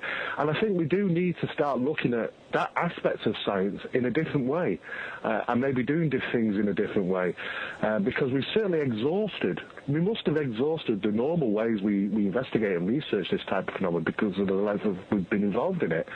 So I think for me, I mean, it's changed my life, and I think that the reason why I put myself into it 100% now is because I've experienced it firsthand. I've had numerous experiences. I've been in the right place at the right time, and if you do experience those things, I think that you will start asking questions, especially about your own experiences as well. So, and for Dave, I mean, like Dave's mentioned, there has been a couple of times when he has sometimes refused to accept the fact that it could be a paranormal experience, and sometimes I say, well, it is paranormal if you don't know, if you can't explain it. If all rational explanation is gone, then the extraordinary is the only plausible approach, and sometimes it's hard to accept that, because you don't really know what the paranormal should really consist of. Guys, we just are getting near the wrap of this thing here.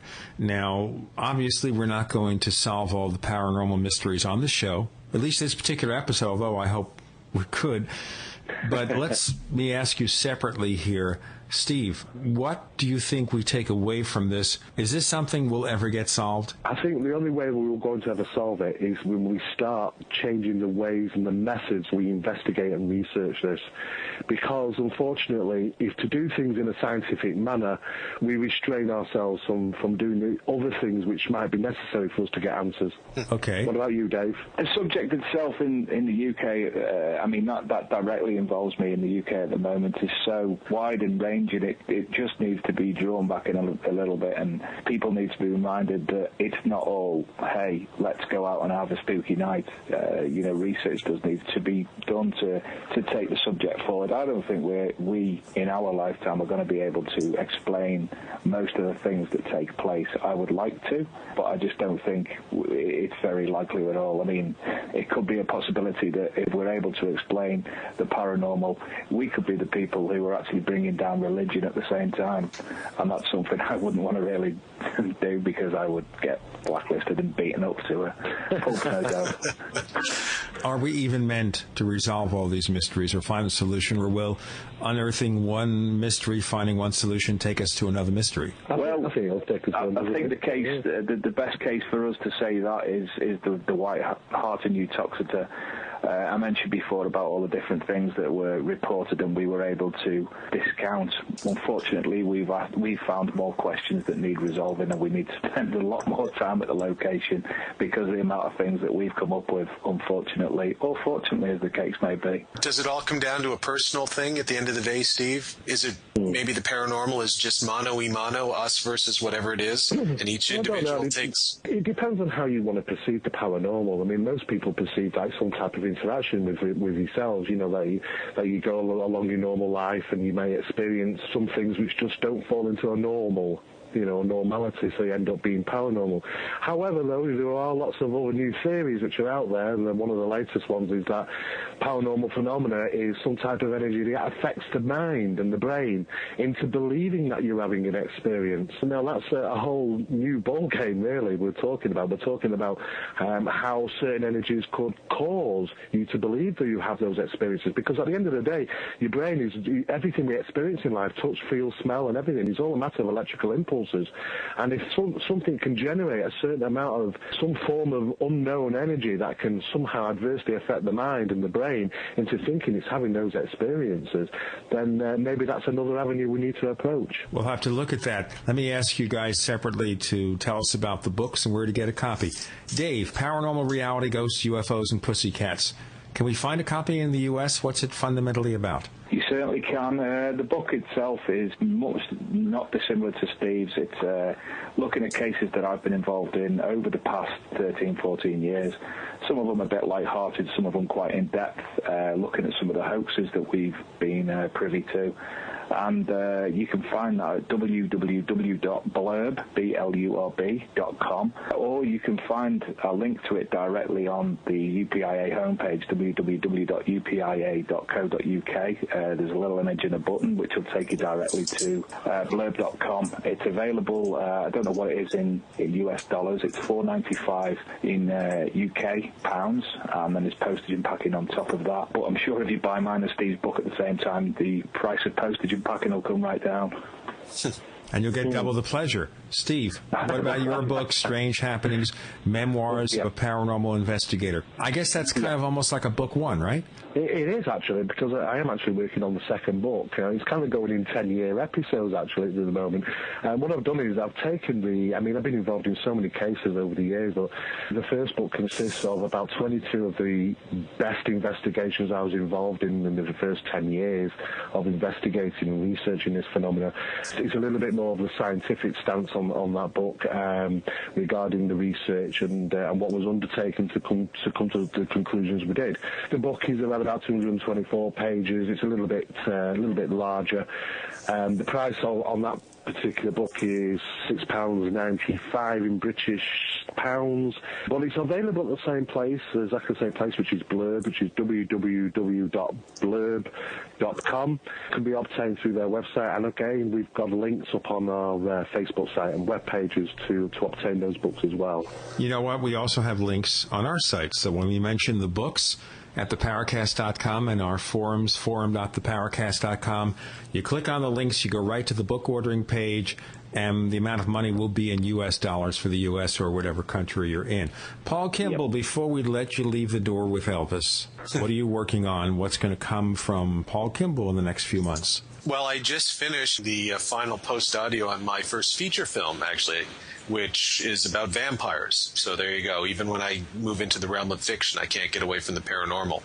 And now that that's done, I'll take a month off to do some paperwork, and then it's probably back to a combination of documentaries, get some documentaries and some television shows coming up, and also a feature film. My next feature film is a science fiction film that I co-wrote with the late Mac Tonys before he passed away. So it'll be one of Mac's, based on a short story he did.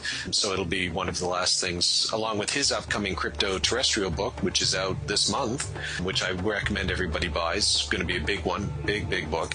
That feature film that he and I co-wrote before he died. So that's something that I'm really looking forward to over the next year. Wonderful. Thank you very much, Dave Sadler, Steve Mera, and especially Paul Kimball. Thank you all for joining us this week on the Paracast.